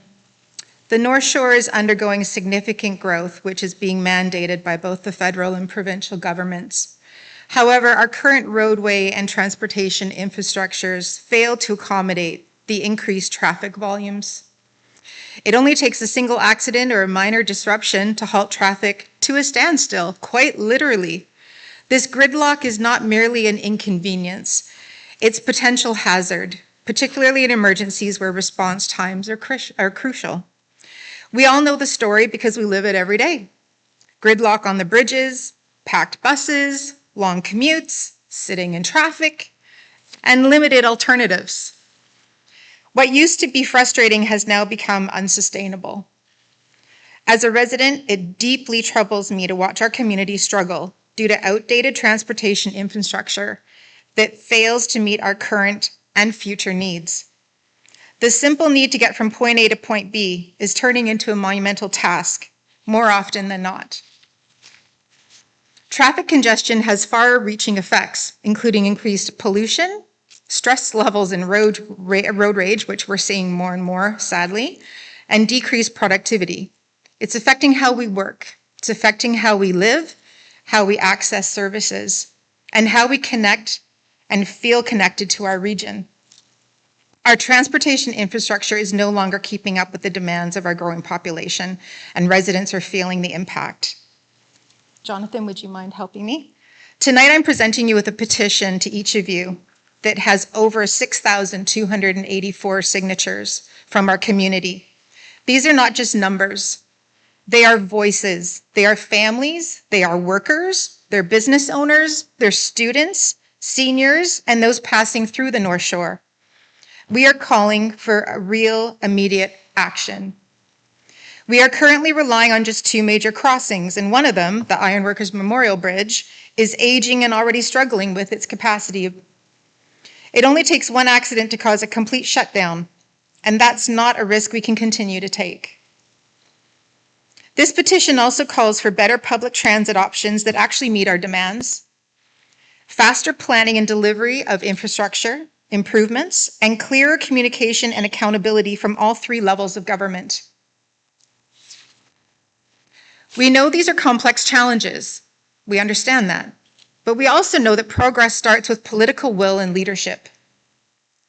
And we're asking that our 3 levels of government, all 3 of you, to please work together and with us to make real progress, starting right now. Mayor Little, Ms. Chant, Mr. Beech, I thank you for listening. And we ask for your active support in helping push this urgent issue forward, not just as planning documents, but in real timelines, with funding commitments and measurable outcomes. So my question to each of you is the following. What is your level of government's commitment to our transportation infrastructure dilemma, and how will all 3 levels of government work together to rectify our problem? Thank you.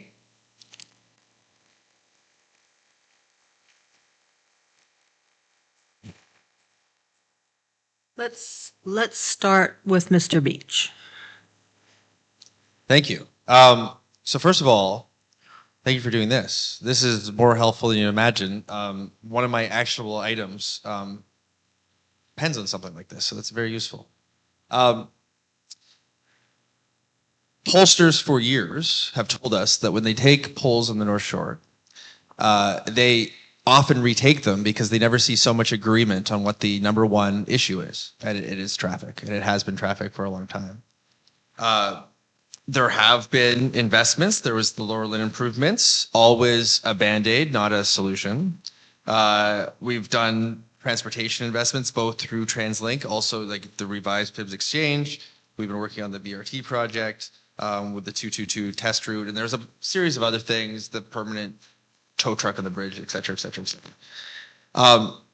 The biggest challenge from the federal level, because we have been contributing historic levels of both transportation and infrastructure funding to provincial governments, is that the way that that funding gets distributed is that it's prioritized locally.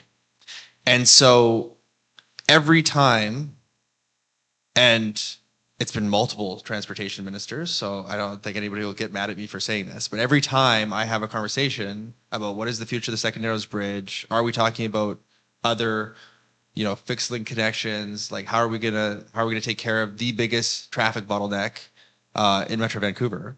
That conversation has always, to this point, led to, well, what are we doing about the Massey Tunnel? And the fact is that if we want to make sure that we are next, we had a conversation a while ago, we've been meeting on this for years. Connects Group, this is one issue where every level of government is committed to finding a solution. We asked the question, do we have a bad case or are we making a bad case? How is it that we're getting SkyTrains out to Langley and expansions into Vancouver, expansion on the Massey Tunnel, but you come across the North Shore at 3 o'clock in the afternoon and everybody understands what the problem is? And so I think the solution, the actual solution is not obvious, right? There could be a lot of discussions about a third bridge or expanded bridge or what the new bridge should look like. Should it be SkyTrain? Should we do the BRT and then expand it into SkyTrain? How are we going to handle our transportation investments? The one thing the federal government is committed to, because it was the number one ask of the mayors, was ongoing funding not tied to the next election. So we have literally said for the next 10 years, you have predictable federal funding and the ability to deploy that, knowing that you're going to have that funding available so that you can make long-term plans, which lowers the cost, makes the planning process more efficient. But I want to be very clear. We're going to have to scream like hell that the Second Narrows Bridge and the traffic in the North Shore is the next thing, right? I don't think there's any pushing ahead of the Massey Tunnel. That's far enough along. That's going to get dealt with. It's going to be a multi-year process. But it's just unacceptable to wait any longer. And there is no other community that is facing the life planning challenges that we have with people getting stuck in traffic, kids getting stuck in traffic, people not being able to get home, people not being able to get out of their studies, etc. So the problem is well known. The specific solution, I think, still needs to be determined, but in terms of making sure that that funding priority is there, federal infrastructure money is there. It needs to be the number one priority of the provincial government, and we need to make sure that, you know, despite the current voting situation at the different regional governments, that everyone is saying, okay, it's time to take care of this situation. It was an unbelievable fight to get that purple line, right? Just to agree on the idea that we need some sort of transportation from Park Royal up through, we're still fighting about Capilano on whether that's going to be included or not, down through Burnaby and then down through Willingdon. But that brings in a lot of players, you know, can be a big solution. It's going to be very expensive. And the rapid transit solution, the BRT, was pitched as, well, wait a second, it's less money and we could get it up, grade separated in like 6 years or less, and that'll be some relief. And I've always stated, okay, fine, as long as that is not us sacrificing a larger investment with a more sustainable solution on the North Shore. So that's the federal perspective. I'm sure we'll have lots more once we hear from them and questions. You're going to bring it home. Got it. I want to be last. Yeah, thank you very much, Cheryl, for the question. Both of our boys are in cadets, and that means that there's a 6:30 drop-off at the JP Fell that you then have to turn around and somehow get back to Seymour. And so we've sat in that lineup an awful lot of times over the years, let alone getting around. I definitely pulled my kids out of a swimming program because it was going to leave me on the wrong side of traffic. And so it's affecting us every single day. That bridge is not meeting our needs now, let alone into the future, full stop.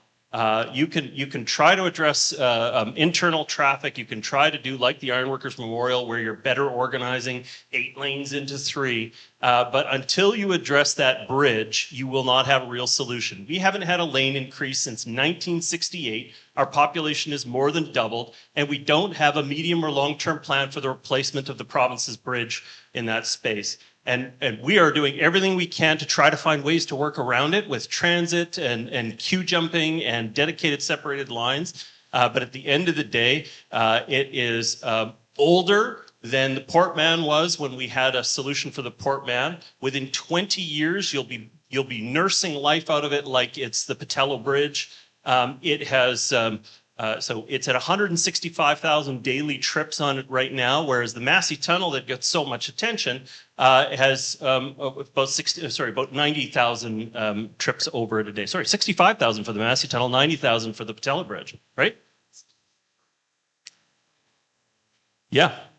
Yeah, it's not even close. We're way above the volumes that they have. The lineup coming to the North Shore in the morning is in the Burnaby Lake stretch. That's an 11-kilometer long lineup to get to the North Shore. New West freaks out when the lineup to Patello Bridge hits Royal Avenue and it's only about 3 kilometers in lineup. So we're in completely different situations with them. I will push back on something that Terry said and push back to the province a little bit. So the federal government has been a partner, and exactly as Terry said, it used to be that you'd get like 300 million, you know, then you'd get nothing, and then you'd get 2 billion, then you'd get nothing, and then you'd get 1 billion. And so it was feast and famine when it came to capital infrastructure finances from the federal government for transit. And so we created a thing called the Cure Congestion Campaign. We went to Ottawa and we said, look, we'd all be better off if you just gave us a consistent amount of funding. Because I've got to deal with unsexy projects like a 40-year-old escalator in the Granville SkyTrain station. I should say I'm the chair of finance for TransLink.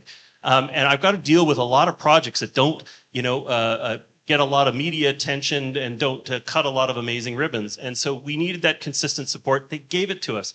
But where I'll push back on Terry, I gave him a package earlier tonight that showed in the first 8 years of this government that they contributed $4.2 billion to transit projects. And over the next 10 years, they're only going to contribute less than half of that. And so instead of the problem being addressed with more resources, more focused attention, we're now having to fight to get out of the cellar to be able to get these projects to go.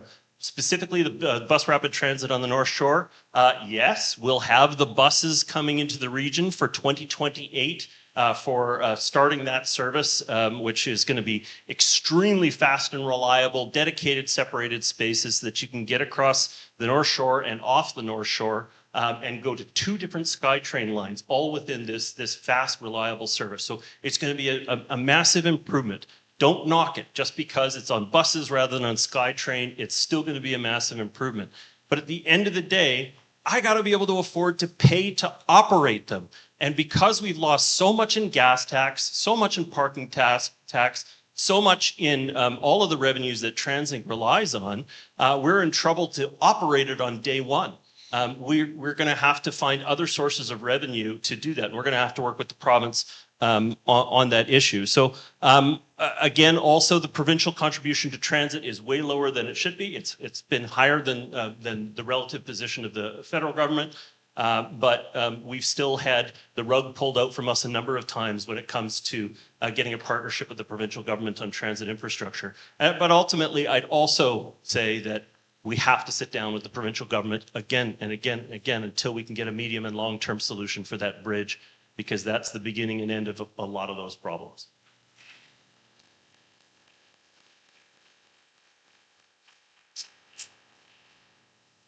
Yes, we need a new bridge. I agree. However, we are a bit of a voice in the wilderness, as both Terry and Mike have pointed out. The province writ large has a lot of very elderly infrastructure. So the prioritizing and the way the priorities are done is Metro Vancouver has a lot to do with determining where the money goes, what projects it goes to.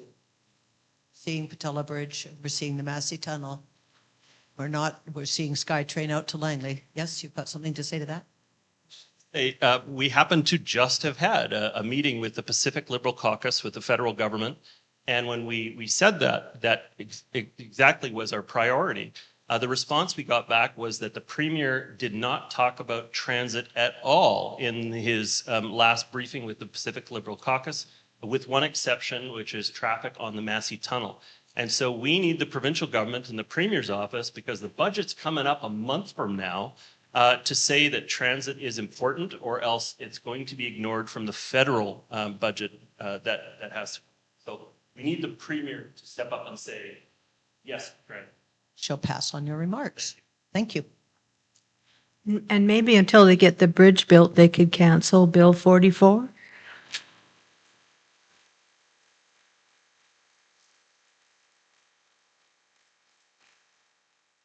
Anyone else? Can we, yes?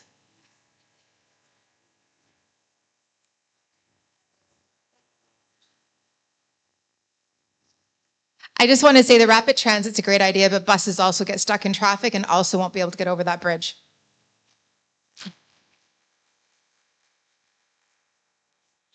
Yes, no. So the BRT itself will be dedicated separated lanes up for queue jumpers up to bridge deck. So those buses will not be stuck in congestion. The problem is the local buses will not be able to get from the curb into those express lanes. And so the local buses will be stuck there, and you'll be able to see, you'll try and achieve 15-minute service, but you'll be able to look down the road and see the next bus in the system. And that congestion is killing the transit system. But yes, the BRT will have dedicated separated through 96, 97% of its route, and so it should not be affected by congestion. Okay. Gavin? Yeah, I was just as you're getting to the next person, just running through the signature list here. I mean, you're not going to find a politician on the North Shore. It could be an elected librarian that's not going to agree that we have to solve traffic. The great thing, and I don't know how this was executed, but whoever did you run? Yeah, we should talk about how this was done and how to expand it. There's a lot of people here, not from the North Shore. Richmond's in here, Burnaby's in here. Like it has to be the entire region understands this problem, and the pain is high enough that people understand that yes, it is our turn.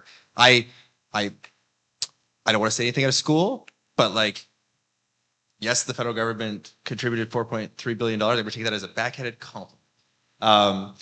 What we allocate going forward has a lot to do with this prioritization exercise, and that is that is exactly what we are elected to do. We need to get active, and we need to organize like this, and it needs to be 60,000, 600,000, and like I'll be very helpful with this. So let's have a meeting about it. The pain is real, right? No, but what she's saying is that in just a very short period of time, she got 6,300 signatures. So everybody's feeling the pain. And I can bring this forward anytime. And thank you so much. I will bring it. Gavin is going to say something. So on that, Terry, you asked me a question about 4 years ago. We were in a meeting with Jonathan over in West Van. I didn't get a chance to answer because the minister was there. You asked me how to advance the bridge. And I think the way to advance the bridge is to look how projects have got done on the North Shore. And I'm going to be respectful here, but to coin a phrase lately, it's the three people on the stage and elbows up. You simply have to make deals at your boards, your treasury boards, with the provincial cabinet, at the feds. You got to make deals with Burnaby. You're going to do something with C-SPAN for jobs in the region. Otherwise, you're going to just say, you bet with some nice people from east to Seymour and go back to your boards. And it just starts with the politicians. There's no more engineering required or planning. The first one I did was in 1985. Mike knows the library's full of reports of all different options. ND Lee have done one with a parallel bridge. There's all sorts of things. And if I look back on some of the stuff I was involved with, it doesn't matter your political stripes. Shrek followed the premier around for 6 months before they got the light off of Westview. He sat out in front of his door every day in the morning till he agreed to that project. Jane did the same thing to get the $300 million for the east-west connectivity on the North Shore. There's no engineering or planning required. You've heard what the people want. It really is going to end with the politicians. It's a political statement at this point, and if you want to state your political lives on it and get it done.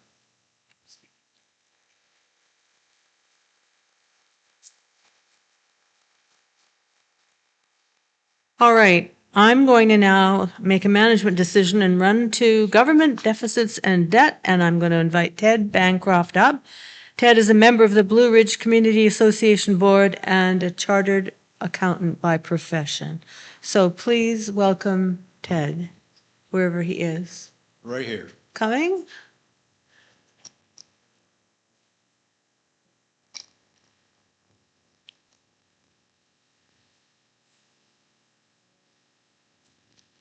My name is Ted Bancroft, and I have lived in Canada for 82 years and in BC for 71 years. So I've been around the country a lot. I'm currently treasurer of Blueridge Community Association and represent the association on the North Shore Neighborhoods Alliance. Thank you for taking time to listen to our questions and criticisms, most of which, I hope, you have heard before.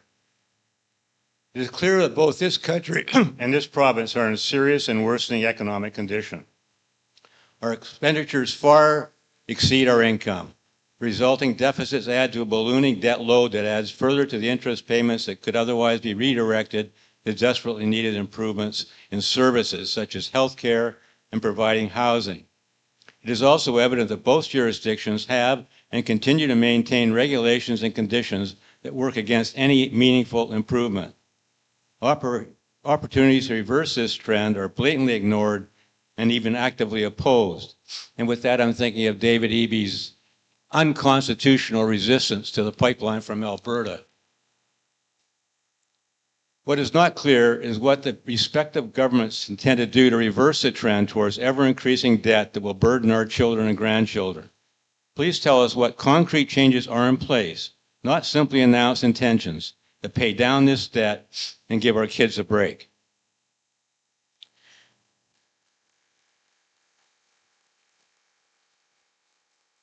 Well, given that municipalities cannot run a deficit, I'm going to leave this question to our two provincial and federal reps here. Okay, I will start. Thank you. Absolutely.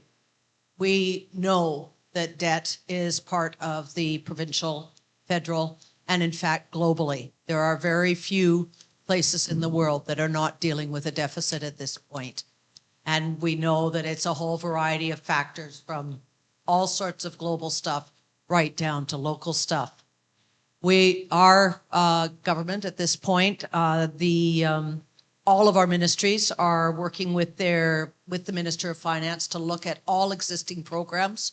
We're trying really hard not to cut services, because those services that we've built up over the last 7 years and rebuilt, again, I'm a part of the health profession, that the health profession really has been being rebuilt and continues to need rebuilding.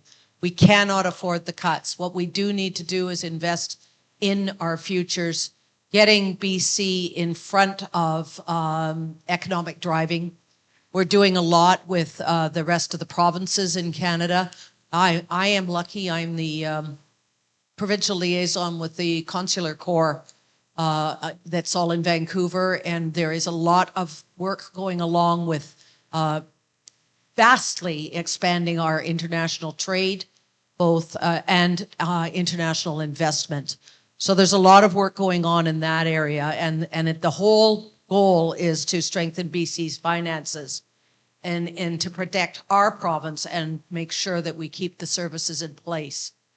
And it also is looking at boosting local industries and creating revenue. As you may or may not be aware, we've got a lot of programs throughout the province where smaller communities, First Nations, are investing in and creating industries that we've never seen before, that are, again, bringing some revenue back to the province.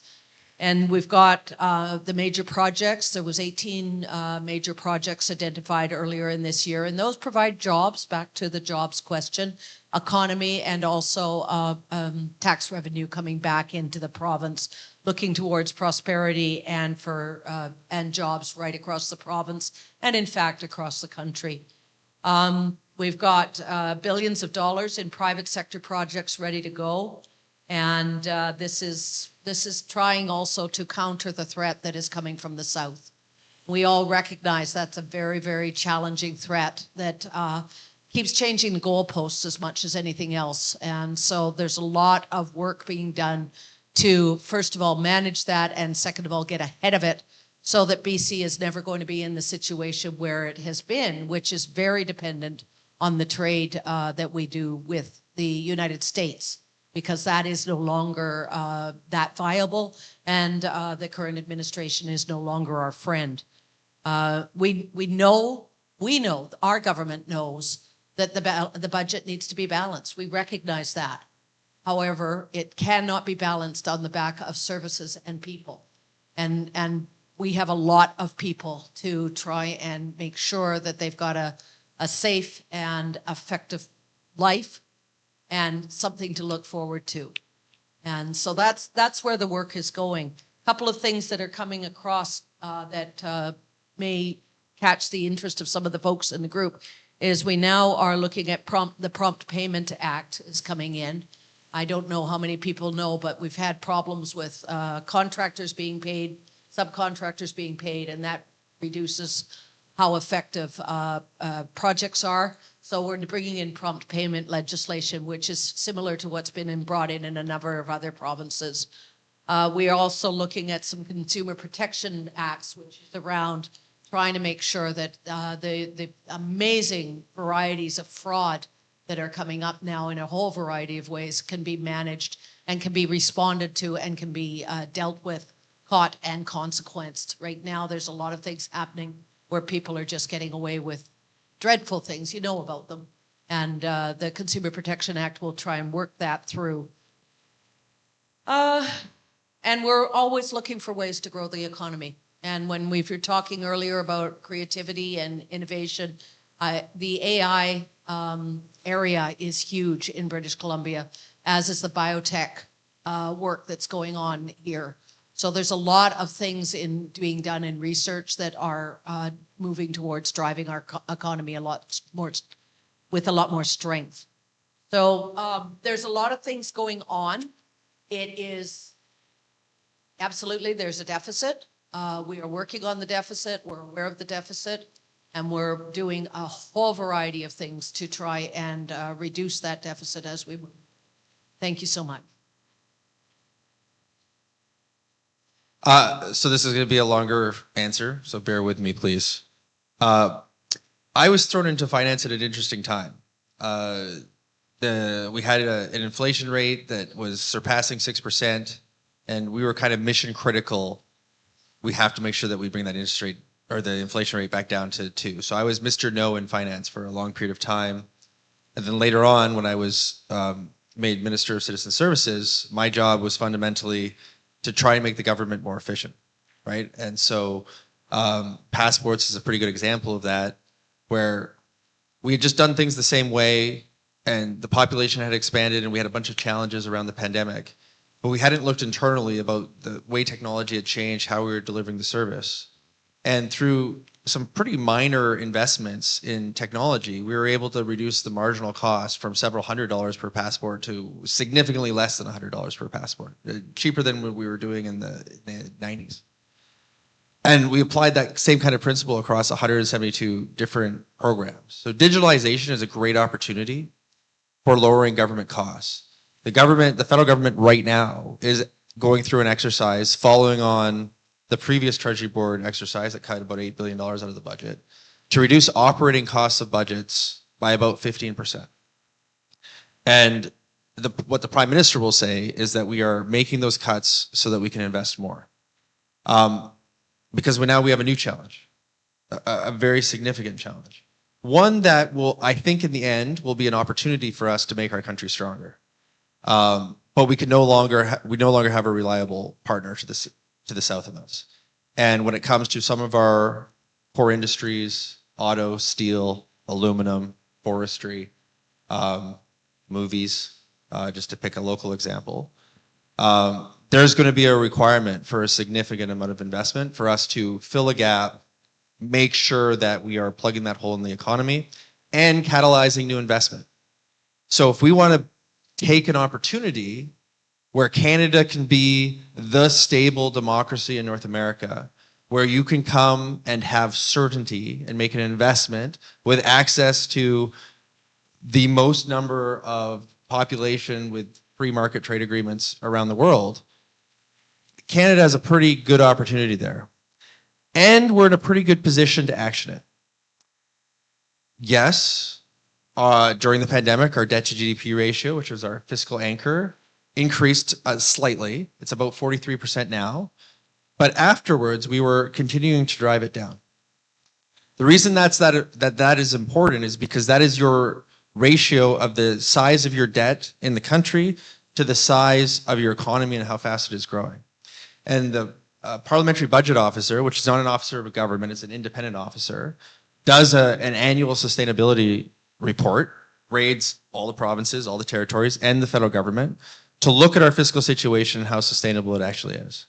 So from the beginning, we wanted to make sure that we could keep inflation within that sustainable measure.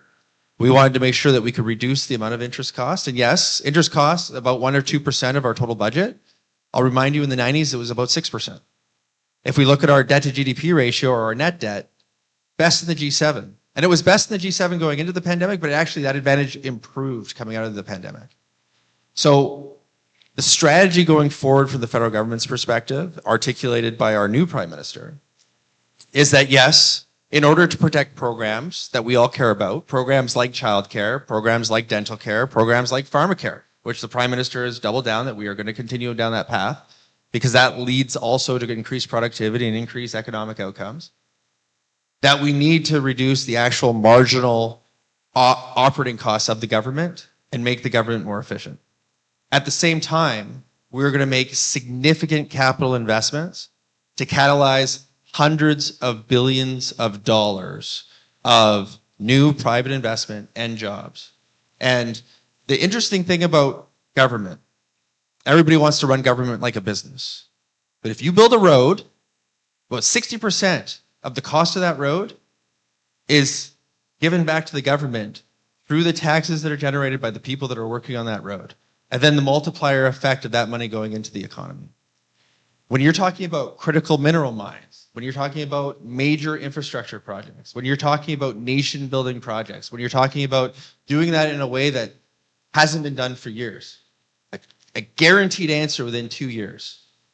Those are the type of actions that we can take at the federal level to unlock that capital, create jobs, grow the economy, and continue to shrink the size of our debt in relation to the size of our economy, therefore increasing our quality of life, while filling a hole that we didn't create given a changing climate and a changing relationship with our partner in the United States as we diversify, yes, in industry, but also globally.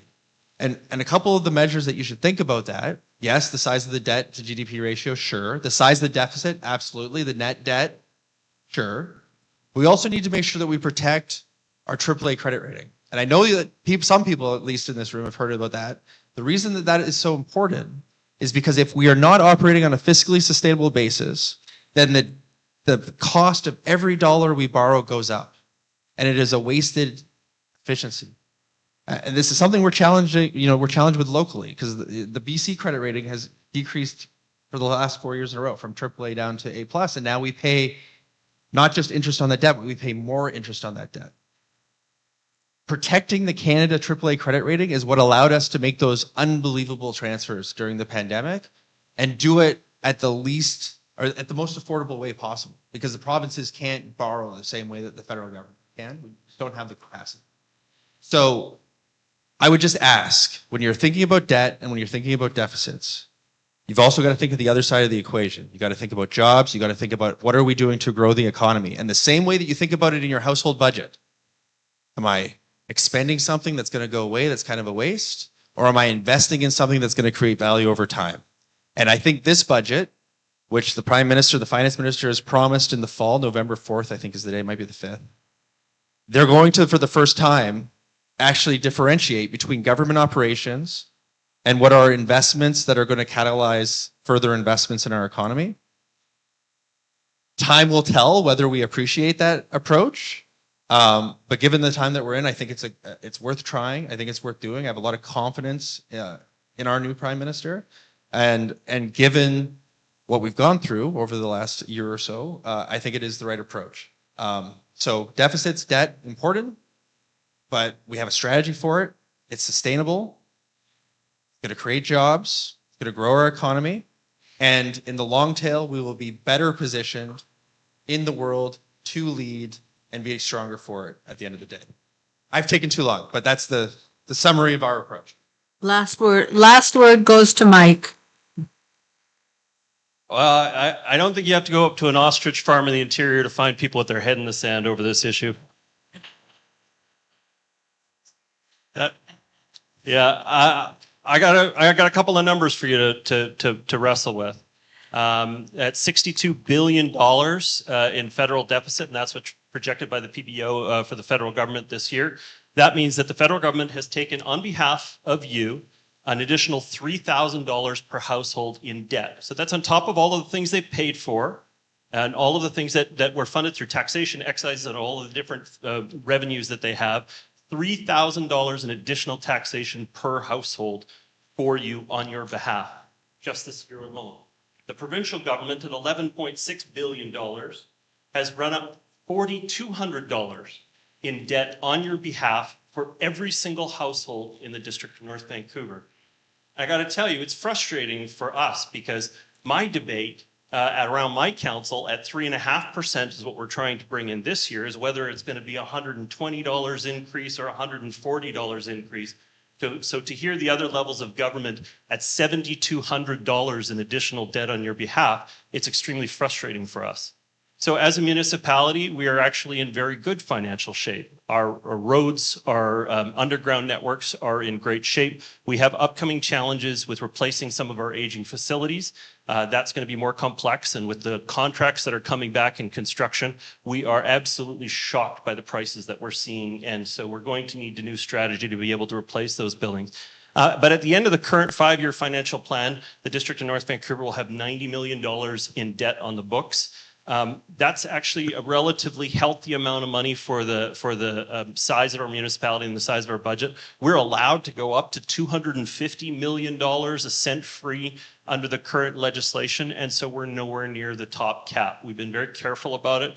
I want to get that down even faster and prepay that as much as we can. I'd love to see a situation where in 2029, instead of $90 million, we're actually down to around $40 or $50 million and cut it in half. But we are doing what we can to manage costs as a municipality because we know what pressure you are under from your Metro Vancouver charges, from all of the other things going on around you. I paid $12 for a liter of orange juice the other day, but the government is going to tell me that the inflation right now is 2.3% somehow.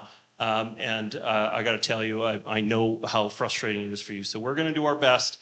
We're shooting for 3.5%. If we can get it there or lower without taking on additional debt in the 5-year plan, we're going to do it. But we're starting those conversations with our budget this next month with the capital planning. I would really encourage you to get engaged in it because there are special interests in our groups in our community that really want to spend a tremendous amount of money coming up. And they're indifferent to the household impact that goes on in the community.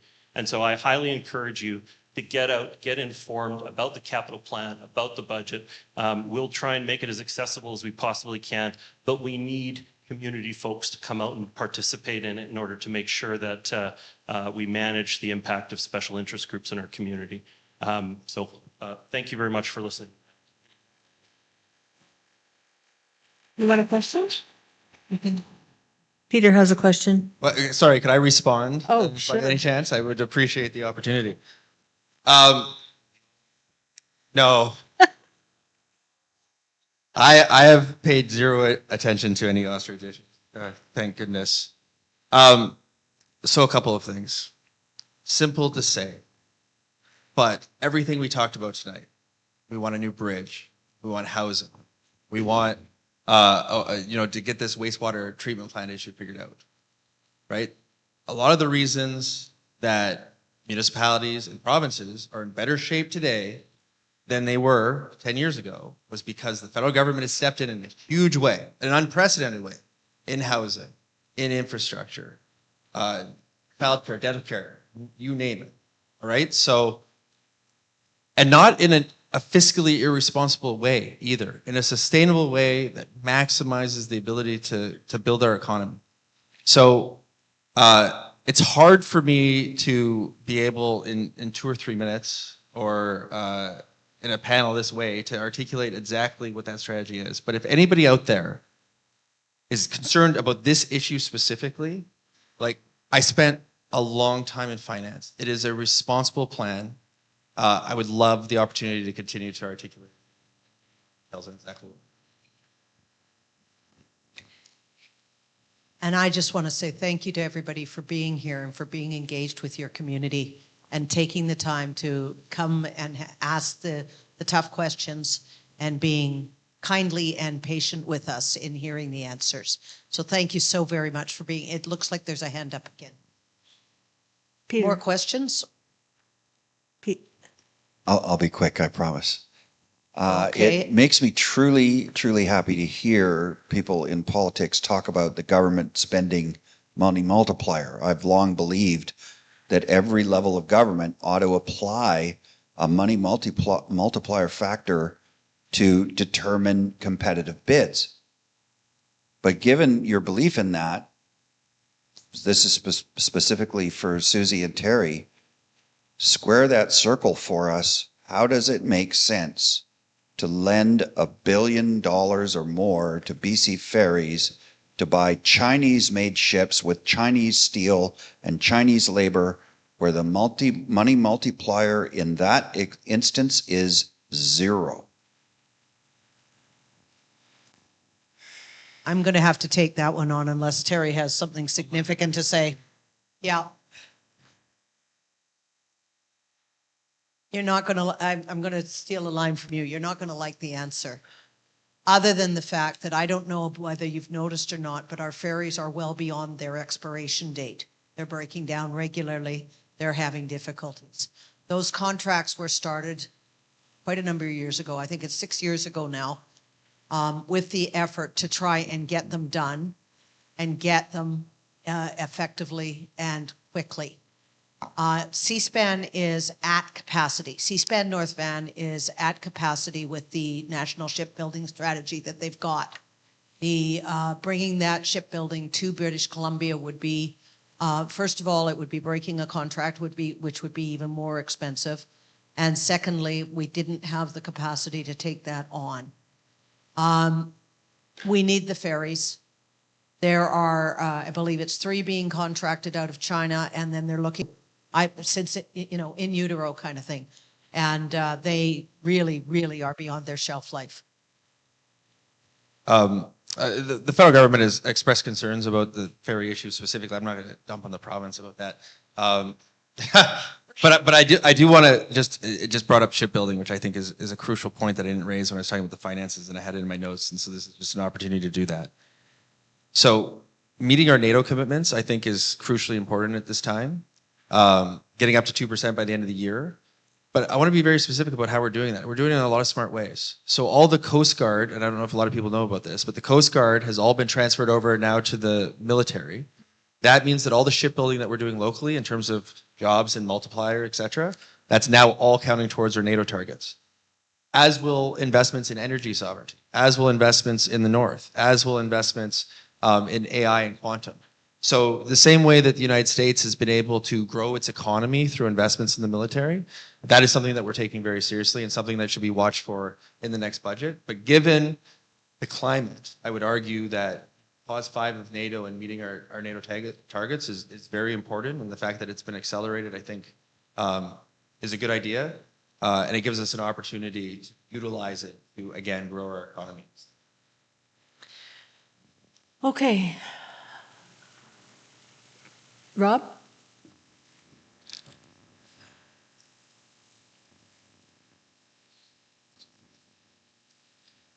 Okay, I'm going to talk about some of the numbers that Mike maybe missed out on with this one. So Minister Beech, I wrote this one down so I wouldn't ramble as much.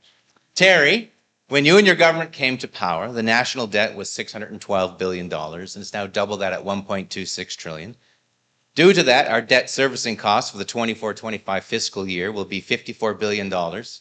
And yet your government, as stated by Parliamentary Budget Officer Jason Jacks, will add an additional $62 to $68.5 billion in deficit spending before even costing out what your fall budget would be. And since you had brought up the PBO earlier, I will add to that. He said we're about to kind of go off a cliff. He said it was unsustainable. So it was interesting how he's described the fiscal anchor problem differently than you. Mr. Beech, when will your government put away the credit card and provide responsible stewardship of Canadian taxpayers' money? When will your government stop spending more on interest than on healthcare? When will your government provide tax relief to hardworking Canadians so they can feel hope for the future? Okay, so all good questions. Thank you, Rob. So first of all, on tax relief, I think 3 different tax cuts. In fact, the first measure when we came in 2025 was a multi-billion-dollar tax cut for the middle class. So we just did it again for the 3rd time. We also have cut business taxes at least twice, including credit card fees. There is now a new PBO. So I was referencing the report from the previous, and there's been some debate between the old PBO and the previous PBO. But obviously, spending $68 billion in a deficit is not a sustainable venture. But one thing that we have to look for in the budget is how much of that hole and deficit is caused by, contemporary issues. I don't expect this to be a permanent number. I expect that the number is that significant because of some of the investments that we're making to actually bring more private capital into the country. In terms of the actual total number, the $612 billion, yes. We had actually successfully decreased the debt to GDP ratio every single year until we were in the pandemic. And you know that a lot of that spending was a direct result of what we were doing during the pandemic. And I think a lot of that spending was necessary. Some of it, we, in hindsight, not knowing when it was going to end, when vaccines were going to be available, et cetera. I mean, I'm sure there's going to be studies and PhDs written on what could have been done better. But at the end of the day, Canada emerged with better health outcomes and better economic outcomes than many of our peers. After we got through that period, we again focused on dropping the debt to GDP ratio while getting inflation under control. We were hit with a new challenge. We proposed in 2025, in April specifically, a contrasting approach, right? Your party put up, let's go into, let's cut back and everything that was proposed there. Mark Carney proposed, let's build. Let's make sure that Canada takes this opportunity to fulfill its economic potential, become a leader in the world, and not make the mistake of depending on the United States in the future. Now, I am very optimistic. I think we can do both. I think we can be a strong, independent nation and come out of this more economically strong. And I think we can regularize relationships with the United States, which is also helpful for those things. But if we're going to talk about hard numbers, we always need to put them into context. And I know, I mean, when I was up here 10 years ago to the day, I was giving Mike a hard time about how the Conservatives had racked up in the last two Conservative governments 75% of the total national debt. Mike would have talked about, well, there was a huge recession in 2008, investing in it, and there were circumstances, etc.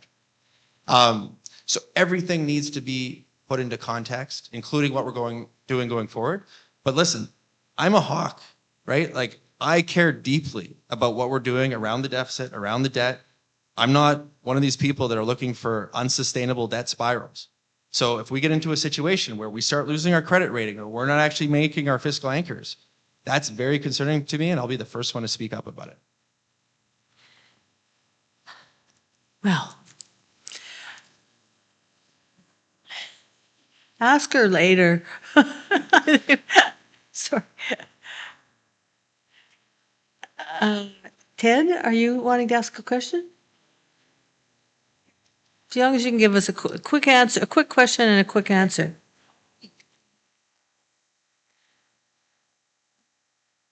Yes. We're trying to cut down on the inflation in the time of our meetings. Whenever I hear the government talking about investing in employment, I think of the 60,000 jobs we added to the economy last month, and 30,000 of them were government jobs. You invested in your passport thing and got it down to cut the time to process, but how many people were actually laid off because of that efficiency? We've been investing in battery plants for two big companies, and they're leaving this country as fast as they can get out of here. We invest all this money from the government because we think government has all the answers. The answers lie with free enterprise, and we need to get out of the way, take the rules and shape them up so that they're usable for the economic benefit of the country and private enterprise, not government. That's a speech, not a question. But is there any agreement to that kind of attitude? And I think I've raised some points that do agree with that. So first of all, yes, there were less people working on passports, hundreds of less people. We also took lessons from that and were able to significantly reduce the FTEs that were required when we launched dental care. So those principles were also applied. When we talk about C5, for example, the major projects bill, and when we talk about investing to catalyze private investment, that is all about free enterprise. That is about providing a certain investment environment so that individuals can make long-term, multi-billion-dollar investments in our country. And yes, the government will partner in some of those deals and might not partner in others. But there is a globally competitive pool of capital that is looking to invest. There is instability in our partners to the United States, who are also does, which presents us an opportunity to grow free enterprise and create jobs. Not in government. I mean, we're talking about reducing operations by 15%. That's the current process of governments, lowering the cost of operations so that we can invest in catalyzing private investment. So if you're asking, is there some agreement there? Yes, there is some agreement there.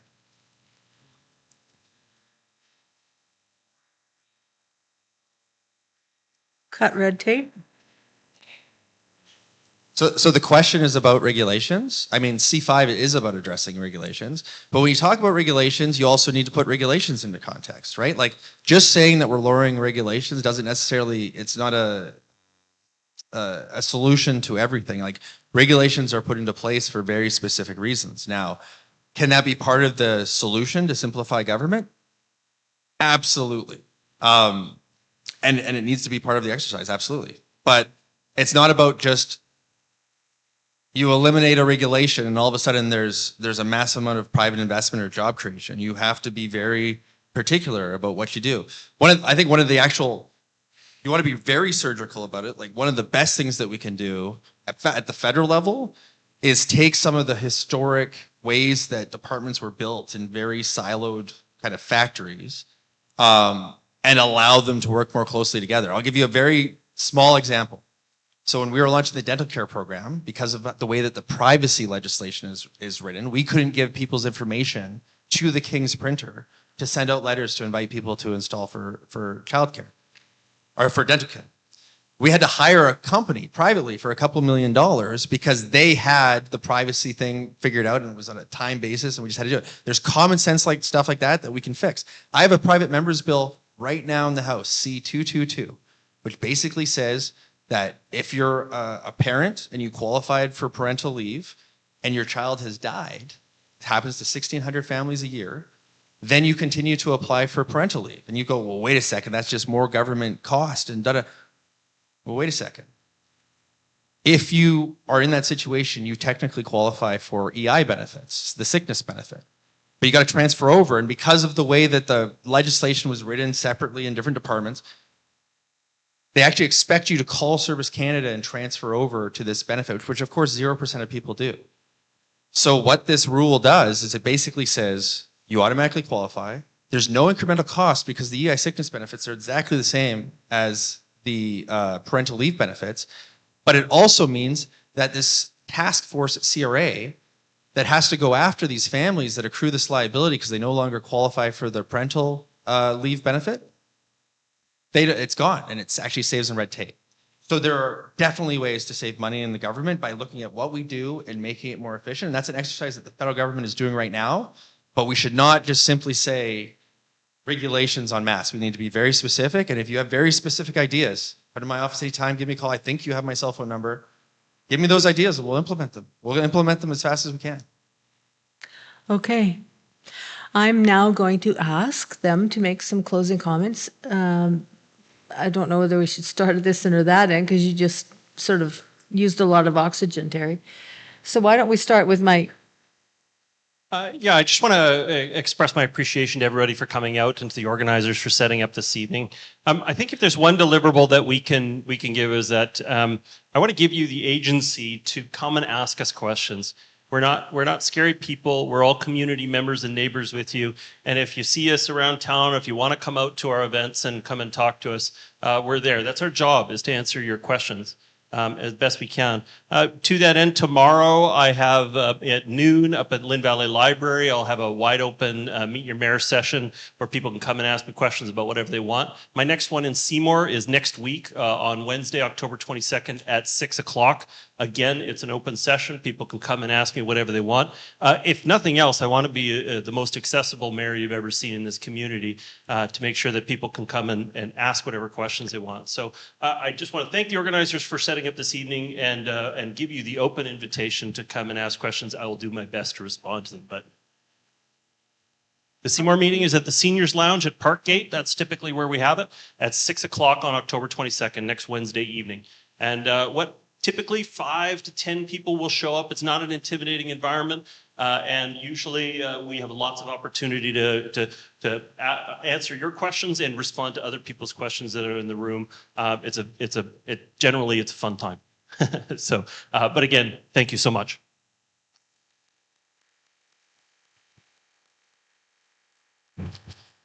So I started saying my thank yous and then another question came, so I was clearly out of order. Anyway, just want to again echo Mike in that this has been a really good environment to discuss a lot of topics that are obviously and always are very high in the minds of our community. I will tell you that the discussions that we've had tonight are echoed in emails and visits and phone calls to my office. And all of that stuff goes up, it goes from me up into our caucus, into our government. So they are aware of our issues. And a number of things have been achieved and more things to come. And we will continue to work on those things. So thank you very much, organizers. And thank you, everybody, for being here. I sat down this entire time, so I guess I'll stand for the last one. So big thank you to the community organizations, not just for tonight, but for what you do in our communities, all the events that you host. I've had the opportunity to meet with many of you, sometimes 3 or 4 at a time, sometimes at big community events. Would echo what Mike said. All three of us are quite available. We have a rule in my office that if you live in this community and you request a meeting, you get a face-to-face meeting every time. We just had 2 constituency days. One today, I think we did about 15 meetings. We did maybe another 15 yesterday. So if any of these topics are interesting to you, or you have something else that you're really concerned about, really encourage you to reach out. And it's kind of selfish for us, because the only way that we are confident in doing our job, like the only way that I get off the plane in Ottawa and go into the House and have the gall to go up to the Prime Minister or the Minister or anybody else that's in charge of these issues, is having these real on-the-ground conversations. And it might be counterintuitive, but we actually prefer hearing from you when you're pissed off. We like hearing when you have a problem, because that gives us an opportunity to actually solve it. The last thing that we want to hear from you is that you're complaining after we lost the next election, right? So if you've got stuff, don't wait for it to come to a boil. Get a hold of us, and we'll be happy to address it as best we can. And the other thing that we can be very useful for is there's a lot, I mean, we're really challenged with this whole misinformation thing right now. So don't think that you need to go down a research rabbit hole. If you have a question, likely 10 people have already contacted my office and asked the same question. So reach out and we'll be happy to get you the facts and the information, what's actually going on with policy. And then if you disagree with what's going on with policy, we can take action to correct it. Thank you.